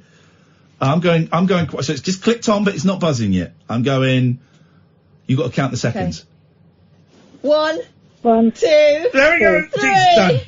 Done. You see, it's done. Simple. Simple as. Thank you very much, Becky. Do you feel, did you get a kick out of that, Bex? Not really, because I'm not a sadist. Oh, but if I did it to Katherine, that would make you a masochist. Would you get a kick out of that? How would that make me? Okay, don't question stuff. Manny, who would you like to zap and for how long, please? You. I'll get stuffed. All right, I'll do it because I'm a fun guy. How long? They couldn't hear you doing it last time. 3 seconds. 3 seconds, you absolute...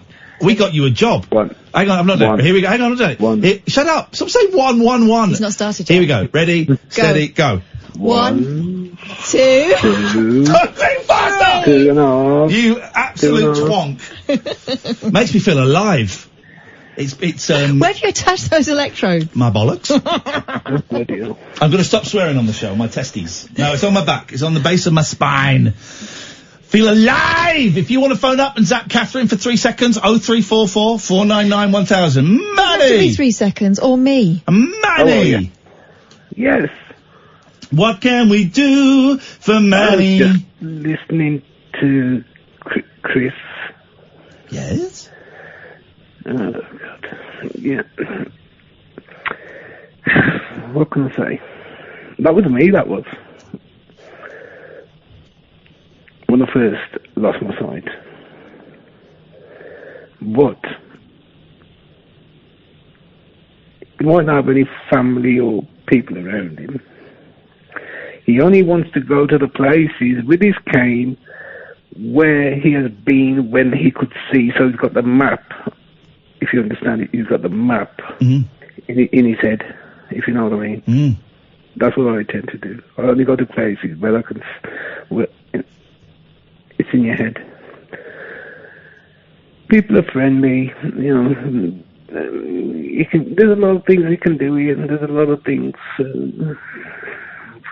I know it wrecks you, but I was on the bottle for nearly 4 months. If you remember, I used to phone you up in the morning. I do remember. Do you remember? Yeah, I do remember. You came very close to killing yourself several times. Yeah. Drinking, sitting in the park with a blade. Yeah, with a blade, yeah. That was only last year, if you remember. Yeah. But Manny's been calling me on and off for, I guess maybe 6-7 years, when I was at another radio station. And, you got really low, and we were all very upset and worried last year when you told us you'd been sat in a park getting drunk and with a knife, and you were going to end it all. But you have put in a lot of work in the last, 12 months, 18 months. I can't quite remember how long. You've turned stuff around completely, right? The only thing that you're missing is, like, when my daughter's got graduated, you want to be able to see. If you know what I mean, you're there, but you want to be able to see. Then my daughter got married last month this year. You want to see, you're there, but you can't see what's going on. Yeah. That's the only thing that really puts you down. But I didn't let it put me down. What can you do? You can't do nothing about it. Okay, then, but then how do you... for helping yourself? Well, okay then, I'm gonna challenge you, because so many of the calls that Kath and I took from you were you kind of saying, well, what's the point? What is the point in all of this? There's no point in me carrying on. And now you're saying, well, my daughter got married, and there was I enjoyed it to the best of my ability. What was the point in getting sad? So what was the switch for you? How did you flick that from there's no point in carrying on to, well, there's no point in being miserable? One, you helped me quite a bit, and then family sat me down. This is wrong. There's nothing you can do about this. There's nothing. You know what I mean? You can't, unless it's a miracle. There's nothing. Then I sat down, thought, and then I started going out. Got a cane, started going out, but I only went to the places that was in my head, if you know what I mean. So I went to town. I knew where I was going, which way to go. If I got lost, I asked somebody, and 99% of the time, people put you in the right direction. I even took you to the shop that you wanted to go. I've got the thing on my phone. Hang on a minute. Are you saying that 1% of the time people will lie to a blind man and send you in the wrong direction? No, that's terrible. They will. That's terrible. Oh my God. They will. They will. Mate. That is out of order. Whoever's doing that, stop giving blind people wrong directions. There's some people like that. But you ignore them. Me and Kath are laughing, but only because it's so terrible. If I used to say, oh, fancy a cup of tea, make it yourself, make us one. Yeah. So I'd make them all. Now I'm opening a YouTube channel after Christmas called The Blind Chef. Yes, because I was a good cook. Oh, Manny! Mate! I can still cut an onion faster than you. Peel a potato quicker than you. God. But I tell you something, Matt, that's brilliant, and I cannot wait to see that. I will be subscribing. It's going to be called The Blind Chef. Yeah. Yeah. I can't wait. Probably even middle of January or February, but it might do a few and record them and then put them out. Get a few under your belt, and then you can do like launch them on it. Go on, Kath. Here's the thing though, Manny, when you rang us and you were at a low ebb and you told us about that thing in the park with a blade and everything, right? But you'd already worked out what was the matter and what was missing. Yeah. Hadn't you? I remember you saying, I just want a job. I feel so useless. Yeah. It's like Chris was saying, people, he needs to get out. If he wants to go there, go and get one. They're not going to, they're not going to say, no, you can't have a they'll take him for lessons, and he's got to get out. I think there's a bit of a waiting list for guide dogs. I think it's not quite. We looked into. It's not quite as easy. You cane. Yeah. I don't want a dog. I use my cane. I think Chris does get out. Yeah. But he's had a few problems in the past. I think he's been robbed a couple of times, and he's, I think, did he get hit by a bus or so? He's been in an accident as well. So he just legs it across the road, basically. Yeah. But what he won't do, because he used to be a trainer himself, is he won't ask for help because he thinks he should know it. Well, it's very different being told when you can see and being told when you can't. You need to ask. If you don't ask, you're not going to get. But you found it difficult to ask. For a long time. It is. It's a bit like, you know, oh goodness, how can I put it? Arrogancy. Yeah. I don't know if arrogancy is a word, but I like it. Yeah, I know what you mean. You know, but you need to, best phone to get is an iPhone. Any iPhone, you can download. There's another app called Seeing Eye. Yeah. You can read the paper. It reads the paper to you. It's free. Download it. Are you still working, Manny? I am. Are you still working at the same place, or have you moved on? Same place. No, wow. same place. How long you been there now? Oh, bloody hell. That's got to be about 15 months, is it? Roughly 13, 14 months. Hey, man. And those first few weeks were very wobbly, and no one was quite sure if you were going to stick around or not. Although you had more than one offer, didn't you? You did. I had one in the cost cutter, yeah. Doing the shows, and he was going to, you know, sort of show me how to do, put stuff there, but this is ideal. This is ideal for me. And this is the thing, right? We're having a laugh. But I don't want anyone to think for 1 second we are making light of anybody who has got depression, anybody who is struggling with suicidal thoughts, anybody who is partially sighted or blind. We're not at all, and I can only imagine what I would be like in that situation, all right? I get it. You've got to help yourself. You've got to, because if you don't, I found out the hard way. You don't do it for, if you don't, you've got to do it for yourself. You've got to want to do it. My only comparison with that was getting clean of drugs, which is similar and also incredibly different, is that I tried every way to get clean, and the only way I could do it was by really focusing on me and going, right, I've got to make a change for me, and it turned my life around in a similar way that your life has been turned around. We could not keep any booze in the house. Yeah. Any booze in the house. There's bottles everywhere. There's just bottles everywhere. If I want to drink, I'll ask them. I said, pour me a drink. Yeah. Oh, you sure? Yeah, I'll have one about 10 o'clock, and then I'll go up and listen to your show. Beautiful. Manny, always nice to hear from you, mate. I consider you a great friend of the show, and though we've never met, I consider you a friend. We'll meet one day. We will, when I'm famous with the channel. But before you go, do you want to give Iain an extra zap? No. You're only allowed to give one zap per person, so if you want to give another zap, you can give it to Katherine. No, I want to give it to you. Go on, for how long? 10 seconds. 10? No, come on. 3 is the maximum. 10 seconds. 3 seconds. Right, ready? 3 seconds. Steady. Go. 1. 1. 2. 1.5. All right, that'll do. I put it on full then. Oh, mate, you've got to put it on full if you want to feel alive. Manny, next time I see you, I'm going to punch you in the face. 0344, you're a horrible, horrible person. 0344 499 1000 is the telephone number. This is Talk Radio. The Late Night Alternative with Iain Lee on Talk Radio. We have ways of making you talk. Mr. President.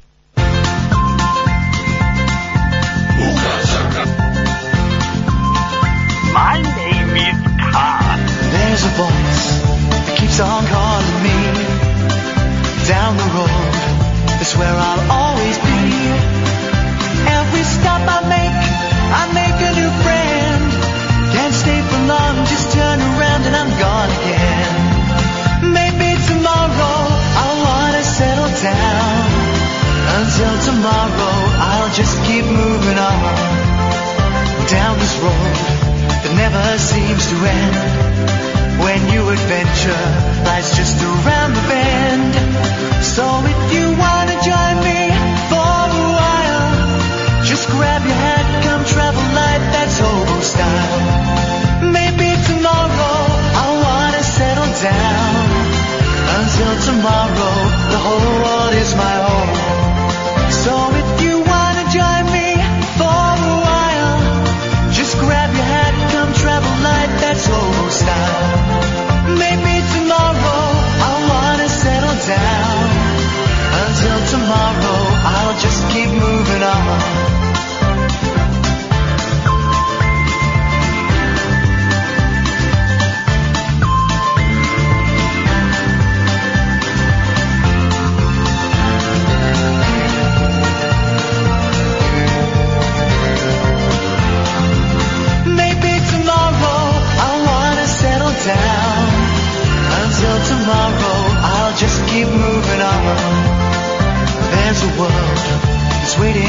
unfold a brand new tale no one has ever told. We've journeyed far, but you know it won't be long. We're almost there and we paid our fare with a hobo song. Maybe tomorrow I'll wanna settle down. Until tomorrow I'll just keep moving on. So if you wanna join me for a while, just grab your hat, come travel light, that's hobo style. Maybe tomorrow I'll find what I call home. Until tomorrow, you know I'm There we go. Ba-dum, ba-dum, ba-dum, ba-dum, ba-dum. Chris is back. Good evening, Chris. Good evening again. Good evening, Chris. What? How are you? Have you been listening to the show? I do like that song, actually. It's a good song. It's a great song. Have Oh, you been I listening to the show? I have, actually. Yeah. That's why I rang you back. Go on. I'm not depressed. I'm not. Good. Okay. Just when a man phones me up and cries quite a lot and says that they'd rather they weren't here, that to me sounds like depression. I didn't say that, Ian. You said something very similar to it. No, I didn't. And you have said something very similar to it in the past. No, I didn't. Chris, I'm not here to argue with you, man, okay? But there is... Right, no, the only reason why I rang, and sorry speak over you, I've lost my sight.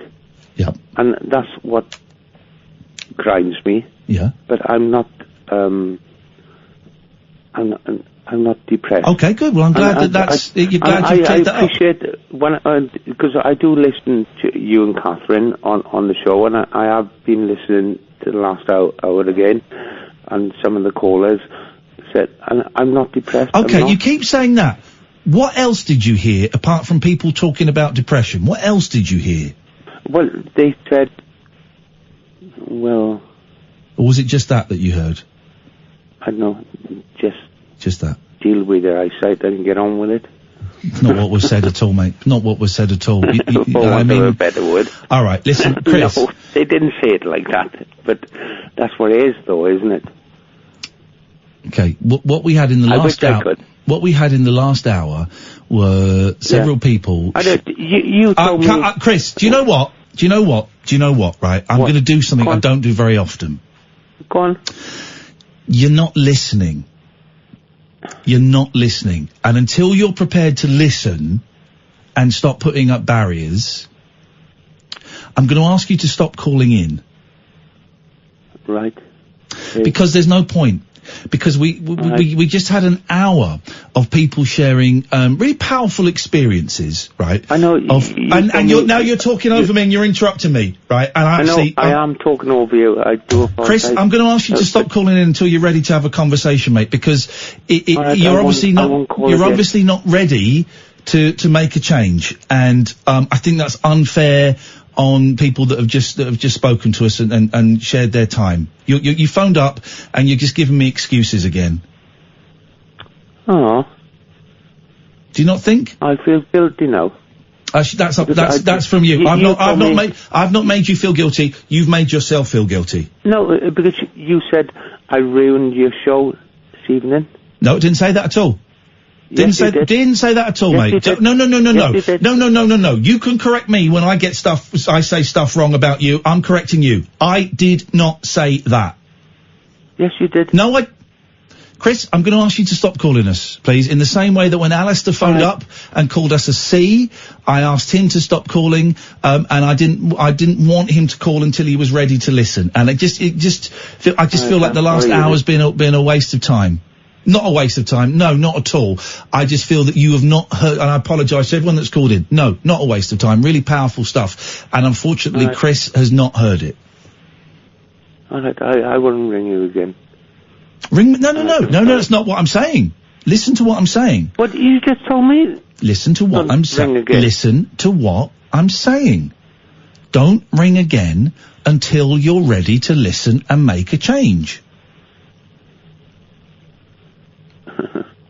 You can have a long time. Well, that's your problem. That's your problem. It's your problem. Well, don't you get pissed off now and again? All the time, mate. That's why I'm probably going to take a couple of days off at the end of the week, because I want to just try and sort my head out and sort my house out and try and. So what I'm going to do is I'm going to make a positive thing by probably taking 1 or 2 days off this week and doing some action that will help hopefully turn things around. Yeah. Yes. Yeah. No, that, you know, as I said to you earlier, I love listening to the You keep show. listening. I'm not asking you to not listen. Chris, what are you going to do? I'd given up on. Okay. I don't know. Okay. I'm giving up. I'm giving up. I'm giving up. I'm giving no, up. that sounds very negative, actually. What does? Saying I've given up. It does, doesn't it? So what are you going to do? Yes. What are you going to do, Chris? I don't know. Okay. Who did you used to work for? You said that you used to do the training.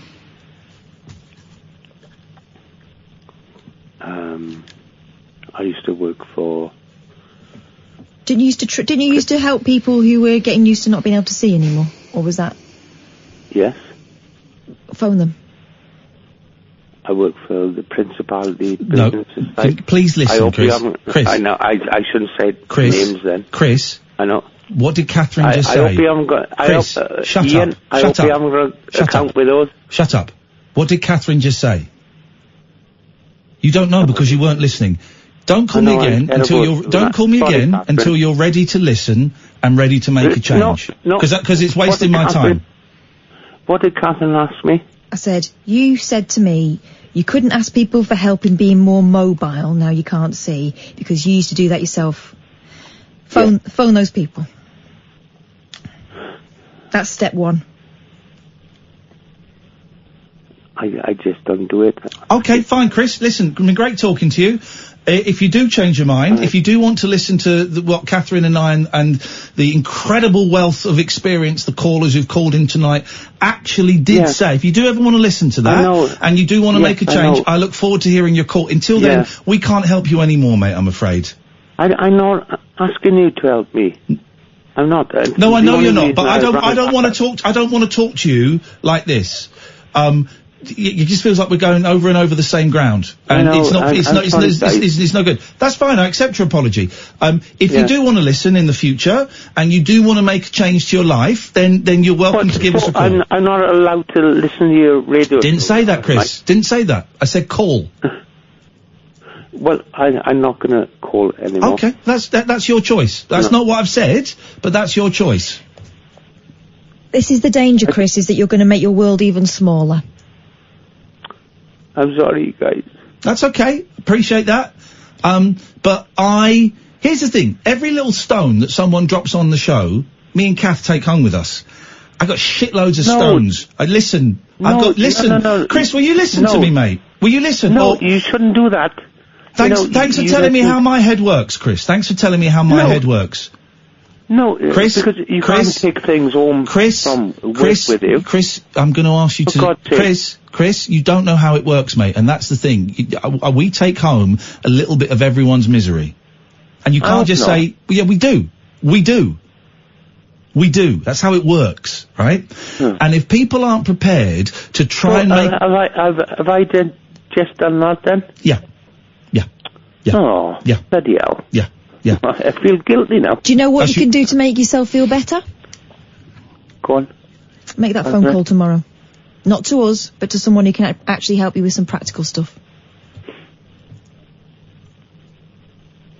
You don't have to... This doesn't have to be it. I know. Okay. I don't want to hear any more excuses. We're done. Chris, thanks very much for your call. Hopefully we'll speak... guys. Thanks. Hopefully we'll speak again in the future. I look forward to it. Thank you very much indeed. I just can't. It's not fair on us. It's not fair on you. It's not fair on me. It's not fair on the listener. And we do, of course we do. We take a little bit of it home. Not as much as we used to. So let me speak for me. You speak for yourself in a second. I take a little bit of everybody's misery home with me. I used to take a lot more home with me. I'm much better at it now. But even just taking a little pebble here, slightly bigger rock there, and a couple of little stones there, that's still a lot of stuff to carry around. And that's a fault of mine. I'm not blaming anybody for it. That is a defect, a trait. That is me that is doing that. But if you are going to continually phone up and continually give me the same set of stones to carry on my back and make no effort to stop giving me those stones, then I don't actually want to talk to you. I don't want to talk to you. Mm-hmm. And I think that's fair enough. Chris, I hope we get to speak again. I really do. But only when you're prepared to listen. It's interesting that in that hour, all he heard was people talk about depression. That's it. That's all he heard. He was in tears earlier on. He has phoned us up and said he wants to be dead, right?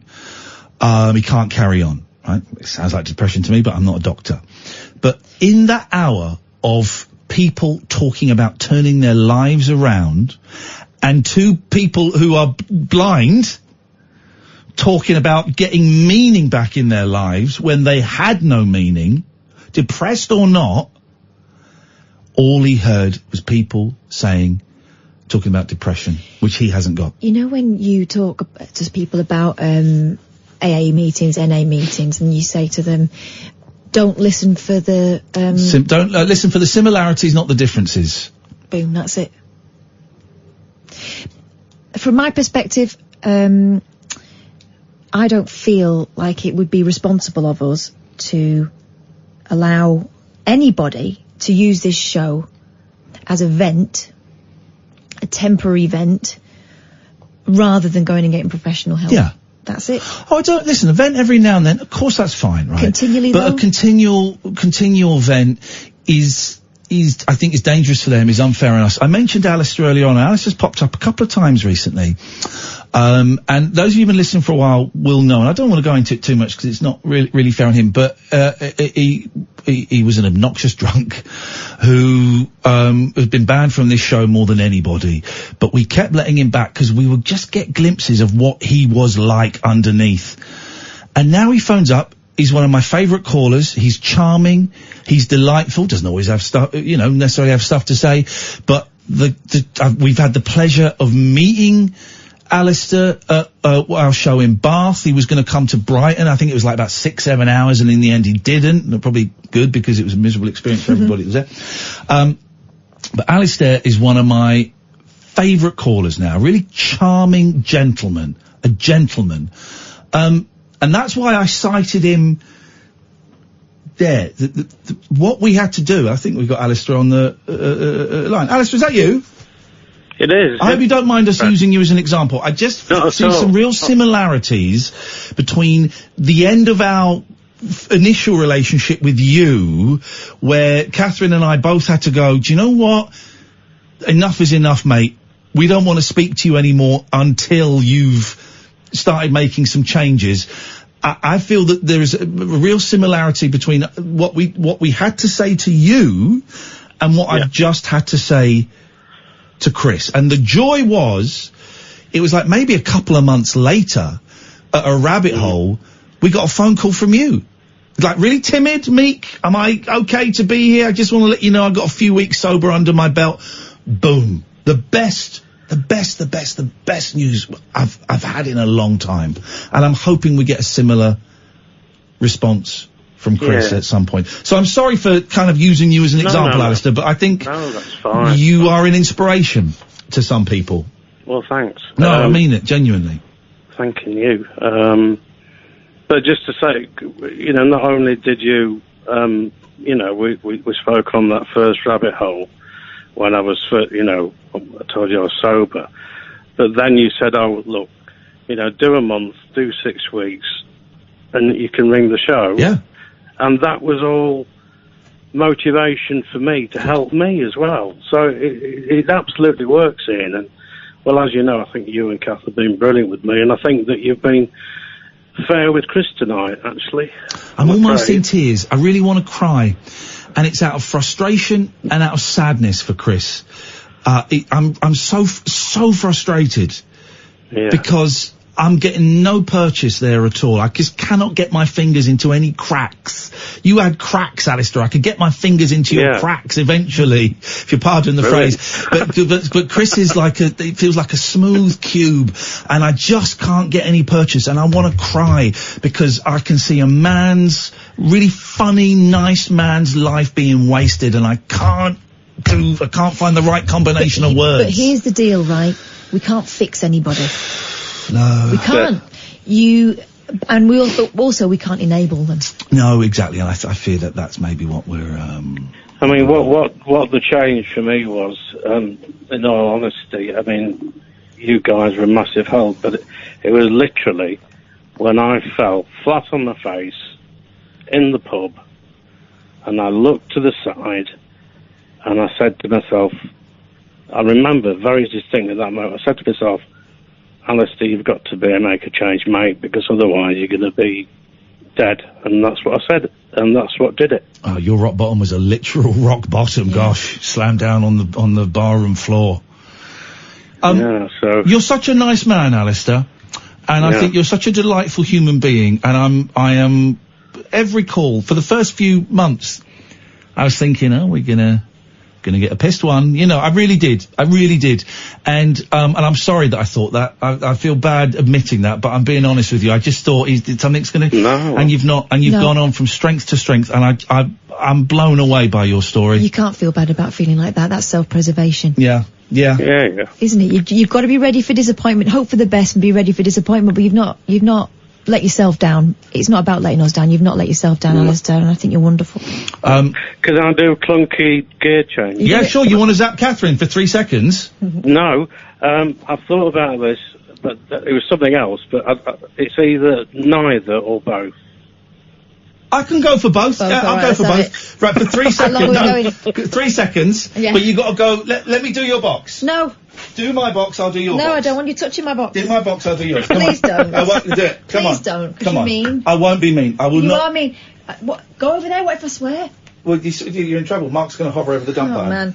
Ready? Oh. Who's counting? Ready? One. Go, one. Are you going? You've done the wrong... Oh, yeah, I'm going. You've done the wrong thing for me. I'm on that one. Oh, hang on. I'm on that one. Oh, you were going to pretend as well. You're an outrage. Oh! Stop it! That's too much! Enough. I've never had so much fun in my life! Since that time I gave my best friend electric shocks! Oh! I've got to say, Alistair, look at the state of you. It's like, you are a very dark person, Alice. That was beyond evil, mate. Ow! One more thing. We should have agreed a safe word. That was Fritzl level, that was. Alistair's Iain, twisted. Yes, sir. I think you said, a couple of weeks ago now, that you saw Joker, the movie. Yes, I did. And I watched it today. Yeah. And I wondered what you thought. I thought it was a great acting study by Joaquin Phoenix. Yeah. I think it was a bit, by the way, it was about the Joker, because it could be about anyone kind of descending into a homicidal madness. Yeah. I thought it looked great. I thought the acting was great. I just found it a little bit meh. It was a bit, have you ever seen The King of Comedy, starring Robert De Niro? No. Go, mate. Watch that. Go and watch that. The Joker is basically a more violent version of The King of Comedy, I thought. It's a great film, The King of Comedy. Is that an old one or a 80s, from the 80s, Martin Scorsese. It's kind of like the overlooked Scorsese De Niro movie. Robert De Niro, Sandra Bernhardt and Jerry Lewis. Jerry Lewis is in it, and it's a masterpiece. And I thought, a lot of people thought that the Joker was kind of just a more violent version of that. Oh, really? Yeah. I'll definitely do that. Yeah. Let us know what you think. Alistair, thank you very much indeed. 0344 499 1000, the late night alternative on Talk Radio. Kick off your slippers. Don't go to bed. The party is just starting. You can sleep when you're dead. The late night alternative with Iain Lee on Talk Radio.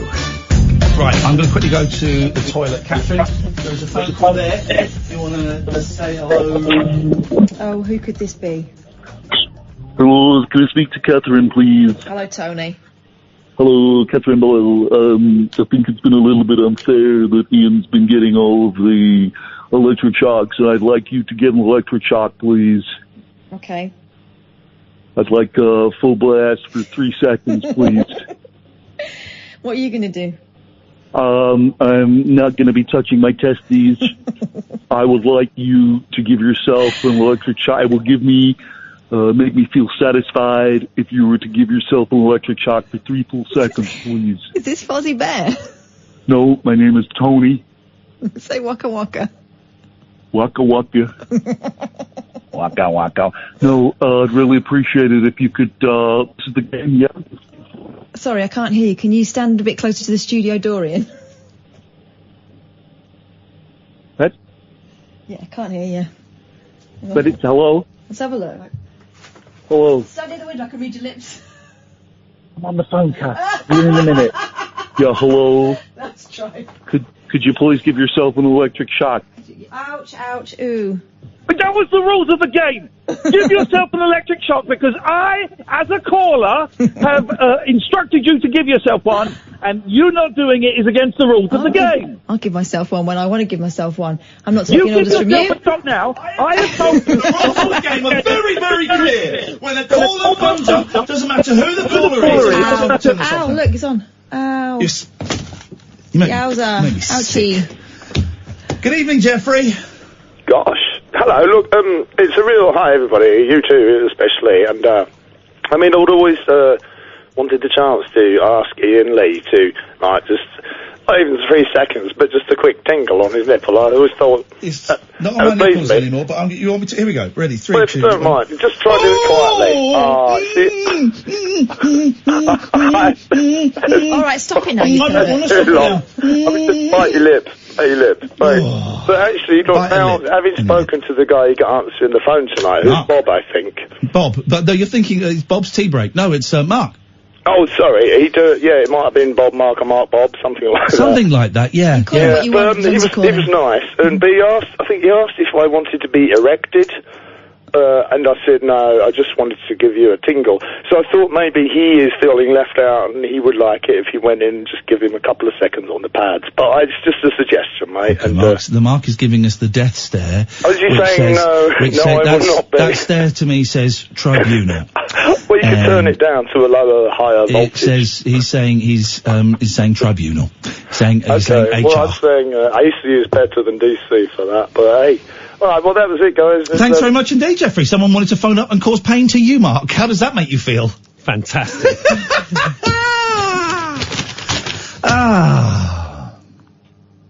What can I do to make you love me? Oh, can we find an app? Now, you know we've got the backwards app, right? So we can now, let me just show you how this works, right? The backwards app is great. So we say something backwards. Let's, No, just zapping myself a little bit. It's getting late, isn't it? This is an excellent pick-me-up. Okay, it does wait. Oh man, we're so perky. It's like eating pussy. Pardon? You drink pussy. The energy drinks. You know, when you drink pussy, Never Monster, those Red Bull. It's like that. Can't have that. Makes me feel very sick. All right, hang on a bit. A is always A. Yeah. Yeah. Okay, here we go. Oh. Dnelip. Yeah. Sit. Thack. Right, Kath, what is a... Oh. S-I-L-N. Right, you're getting zapped for that. Kath. S-I-L-N. Pass the box. Pass the box. You'll be laughing in a minute. Yes, miss. Go. Ready? Yep. How high do you want it? All the way. What's the safe word? All the way with JFK. Ooh! Ooh! Stop it! Oh, my legs have gone numb! I think my spinal cord has been cut! Don't be so cheeky in future. Sorry, miss. Okay. So we've got the backwards thing. I would really like an app. Does anyone know an app that will let me multi-track myself. I wanna, sorry, because I just think I'd be wicked at it. Isn't there one? Yeah, there is one, because I've seen loads of Americans doing it really well. Okay, great. Is it? What's it called? Is it a cappella or something? Is it called? That's videos. Yeah, well. All right. I think people need to see you going. The thing is, have you got headphones? That aren't studio headphones, mate, obviously. Yeah, I've got them in my Could you go and get bag. them? Go and get them. We're going to do it.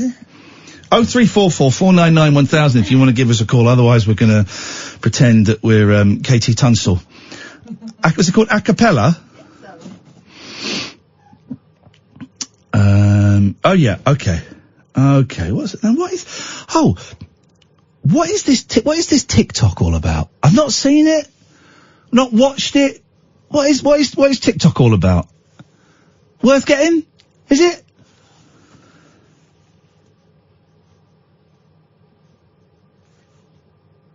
Is it worth getting? Downloaded a cappella maker. If anyone has any experience of these, you'll see people on stage and they like beatbox and then sing over the top of it and stuff. If anyone has any experience of those, 03444 99 1000. Maybe our good friend, hang on a minute. Hello, caller, you're on Talk Radio. Hello, love. I want to hear you go after that. Who is this? Lenny. Limmy? Denny? Jennifer.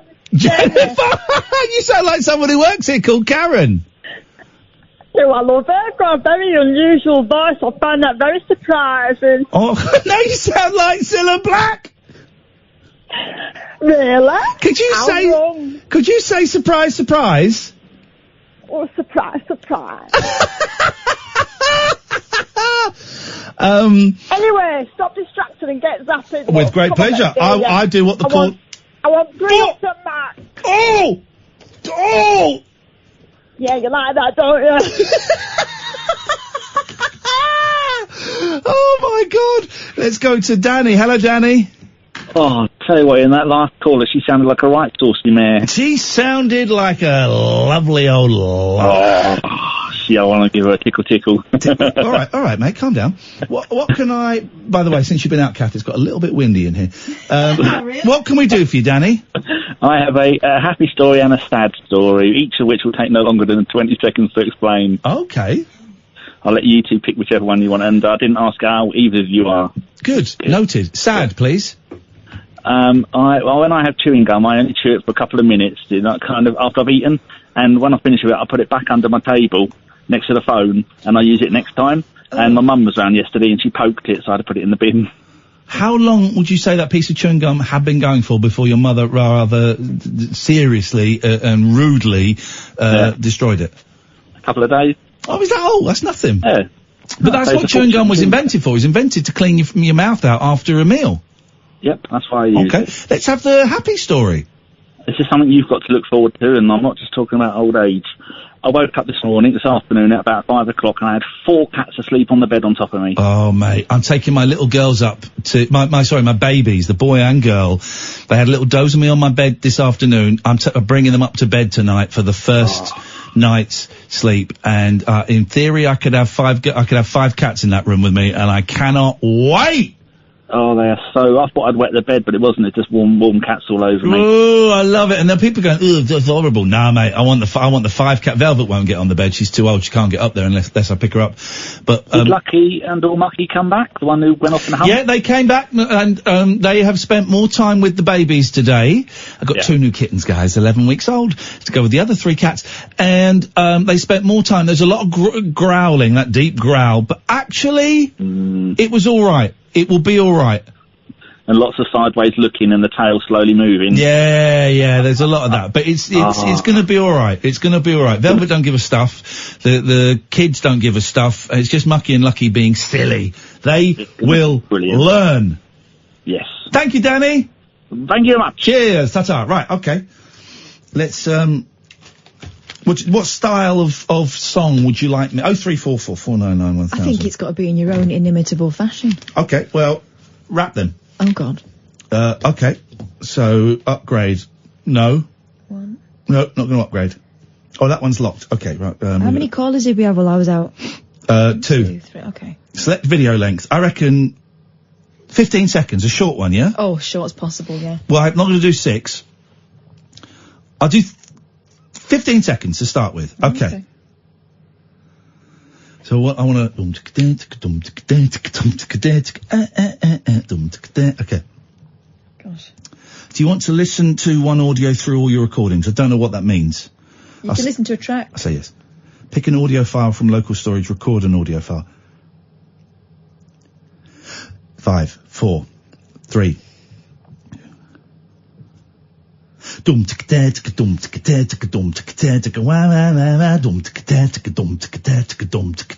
Oh yeah.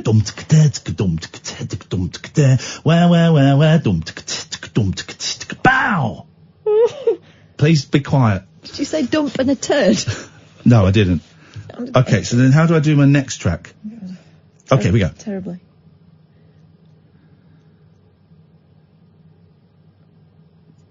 Oh, baby, I wanna love you so much. Oh, baby, I wanna hold your hand.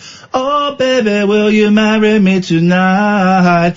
Oh, baby, let's make love.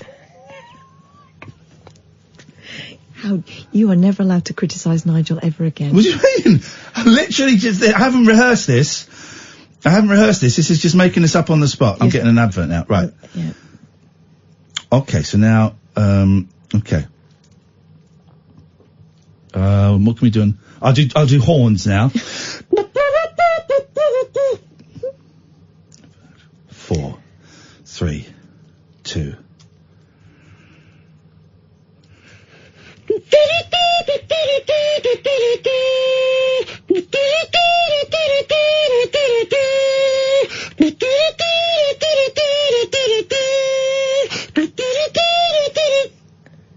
You ruined it at the end because I can hear your laugh at the end. That really annoys me. Okay, what shall I do now?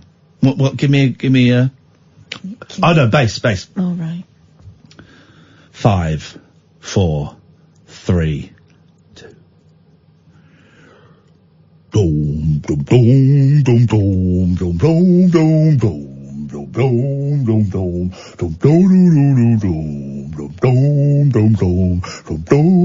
dum dum dum dum. Laugh at the end really ruins it. And we've got one more. My laugh ruins it, does it? One more. more. What are you going to do next?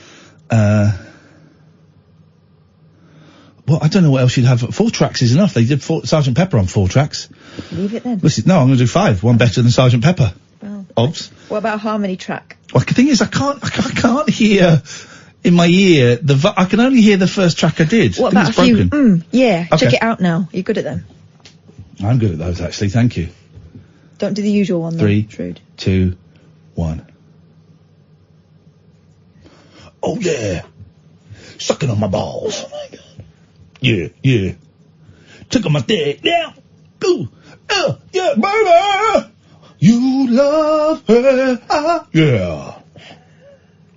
Right, so that should be it. Oh, God. So now what do we do? How do you play it all together? Make the magic happen. Mixing the audio. This is going to be great. This is the best thing. This is even better than I imagined possible. This is incredible. This is absolutely incredible. Right, you ready? No.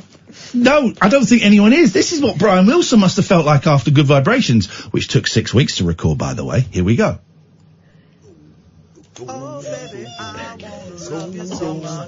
Hang on a minute. Mark, can we whack the computer up a little bit? Because it's going to be a little bit quiet here. Let me just,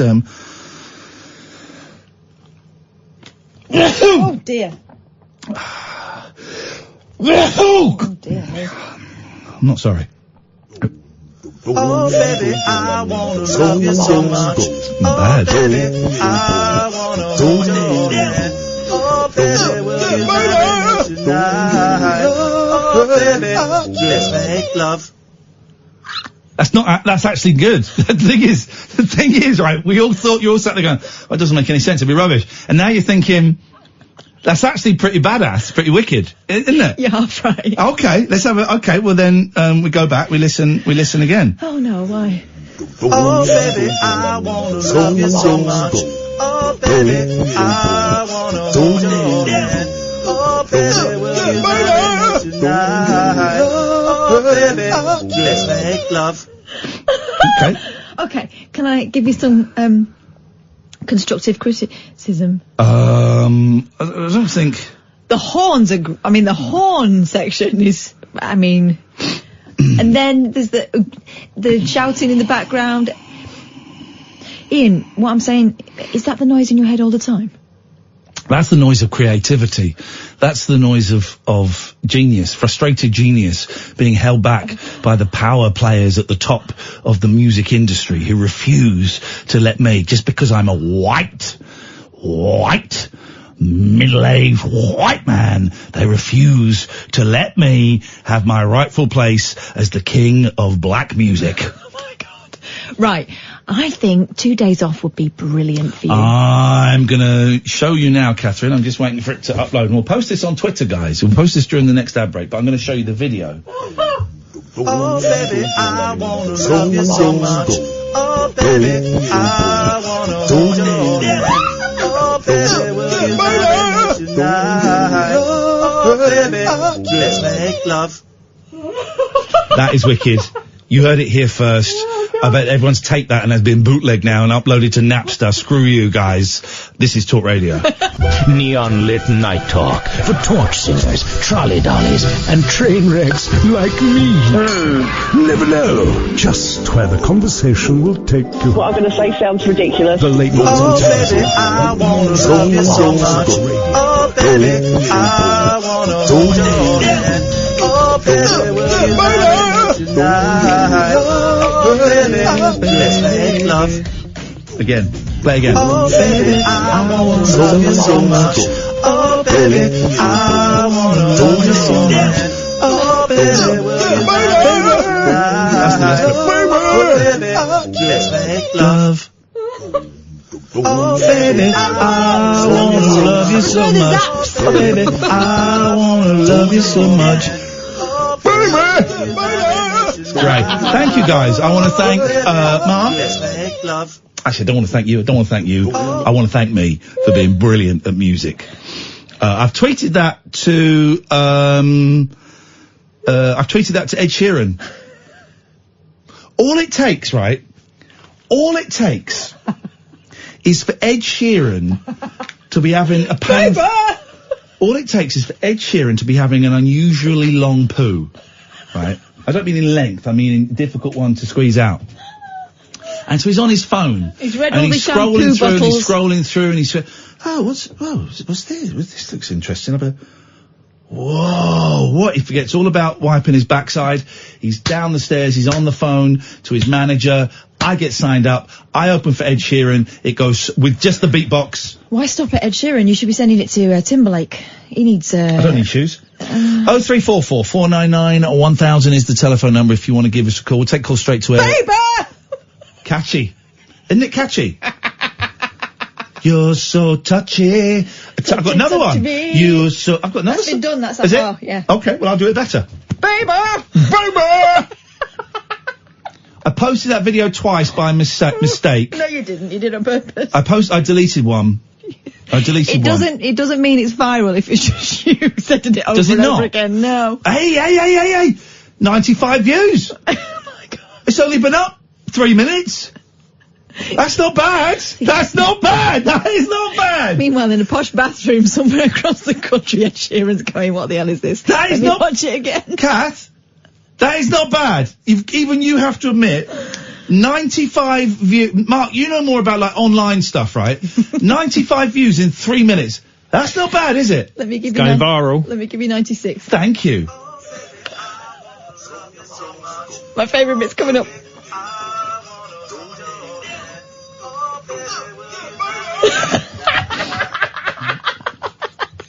Hello, line 1, you're on the wireless.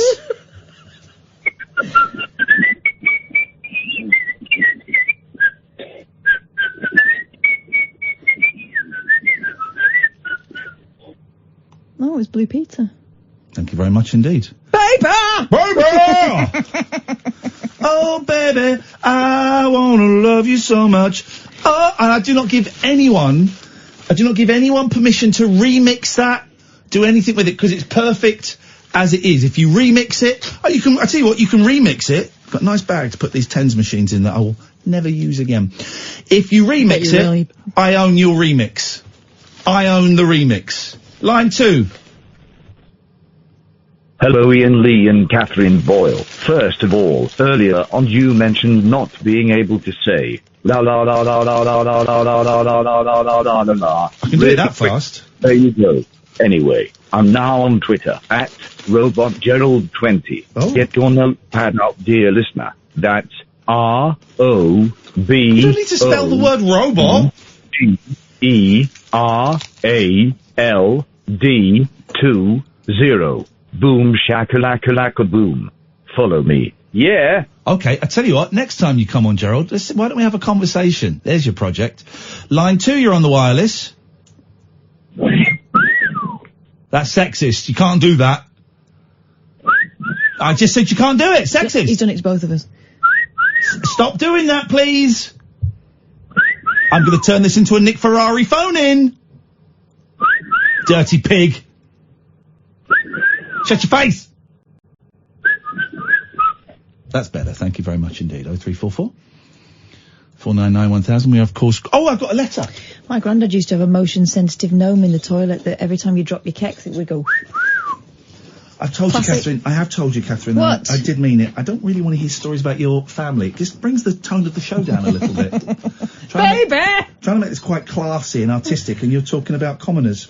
I had a letter.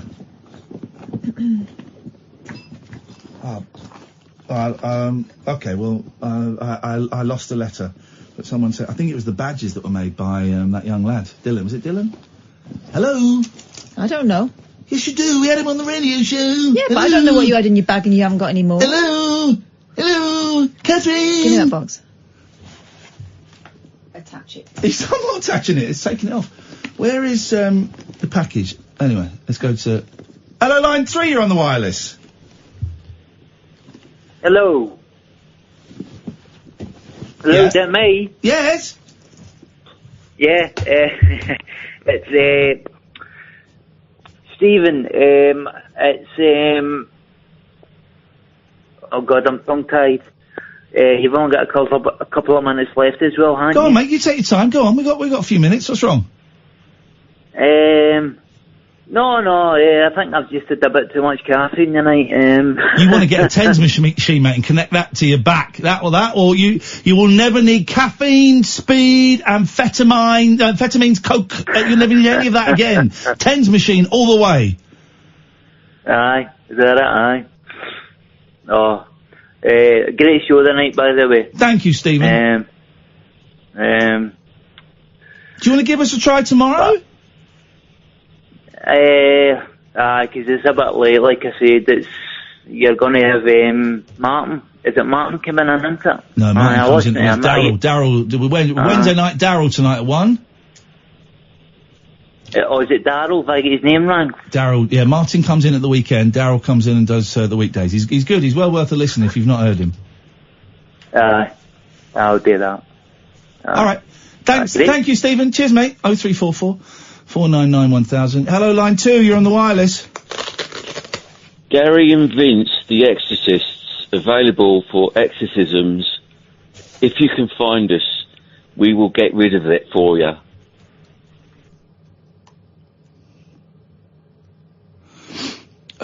I've had Deputy Showbiz and TV Editor at the Daily Star Online has tweeted me. Oh, aye. Ian, can you please follow me back an interview op? Thanks so much.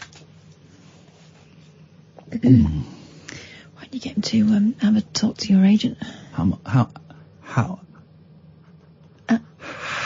much? Agent. No, that's what I'm saying. I can do that. How much? And as I say, you can email me at ian@ianlee.com. and it'll be about, it's jungle time. Beat. Jungle time. You revealing that they faked bits. Jungle time. Yeah, I did reveal it. You heard the Neil Diamond song, Jungle Time? No. How's it go? Awful. Jungle time. Neil Diamond in the 80s, he released so many records and they're all awful. Here we go. Let's have Jungle Time by Neil Diamond. Here we go.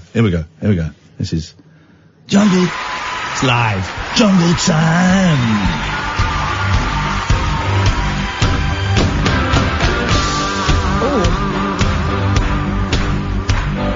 Jungle Time. Oh, come and look at his face, Cap. Come and look at his face while he's doing it, though. Look at the wiggle and then look at the face. Look at the wiggle. But look at the face. Look at the face. Here we go. Oh, my. Yeah. Jungle Time. Stick face. Time for the fight, kid. It's time for the fury. Jungle Time. Yeah. Setting it right and then taking the glory. Jungle Time. Rumble Time. Rumble Time. Baby, baby, baby, baby, baby, baby, baby. Strut your stuff. What a song. Turns out this is great. Yeah, who knows it? Strike your stuff. You keep your cool and the other guy blows it. Strike your stuff. Keep you cool and the other guy blows it. He's not actually singing about jungles. I think he's singing about, like life on the street life. Exactly. He also did a song called Street Life, where it's got the phrase Street Life. I'll play it in a second. Hello, line 1, you're on the wireless. Hello. Hello. How are you? None of your business. What you got?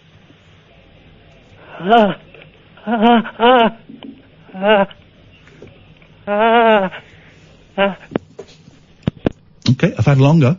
Listen, this is great. I know. No, hang on. Listen to this song by Neil Diamond, right? This is what you can get away with in the old days. This is a great song. It's got a line that you might go a little bit fruity. Free life. Free life. Scratch on my head. Pick me a tune. Here we go. Sing it like a black man. Okay. Plays the other one. Okay. This is a beautiful song. This is a beautiful song about Neil Diamond, Glory Roads.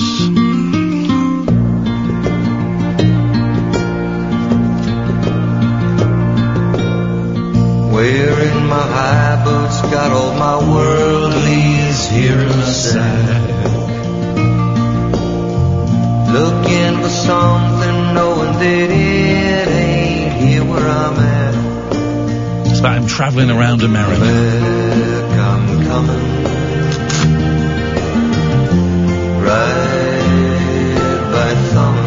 Right by thumbing. How are you going to get by, Neil? Get by. Gosh, well, I mean, things are different in the 70s. Good evening, line 1, you're on the wireless. Up your bum, Ian, up your bum, Kath. Up your bum. You leave my Who bum is alone. this? Who is... These trolls. I hate trolls. Line 3, you're on the wireless. Yes? That's a great way to answer a phone in. Go, yes? And? I'm talking to you, 0039. Baby. Hello? Yes? And? Oh, right, you're gone. Let us go to line 1. You're on the wireless. Hello. Yes? Sorry, I called up a minute ago. And? Yeah, I made a bit of a mess. Well, yeah. 0039. We pass everyone who drops an F-bomb, 0039. We pass your phone number on to Ofcom and to the police. So thank you very much for that. So you got to deal with, Darryl, you got to be quick on the old dump. That was good, that. Quick on the dump. Good dumping. Thank you, mate. I'm an excellent dumpist.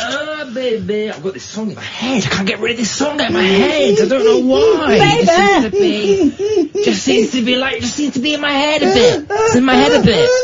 It's like I've heard it somewhere. Maybe I heard somebody humming it on the tube or something like that. Young, he's cool.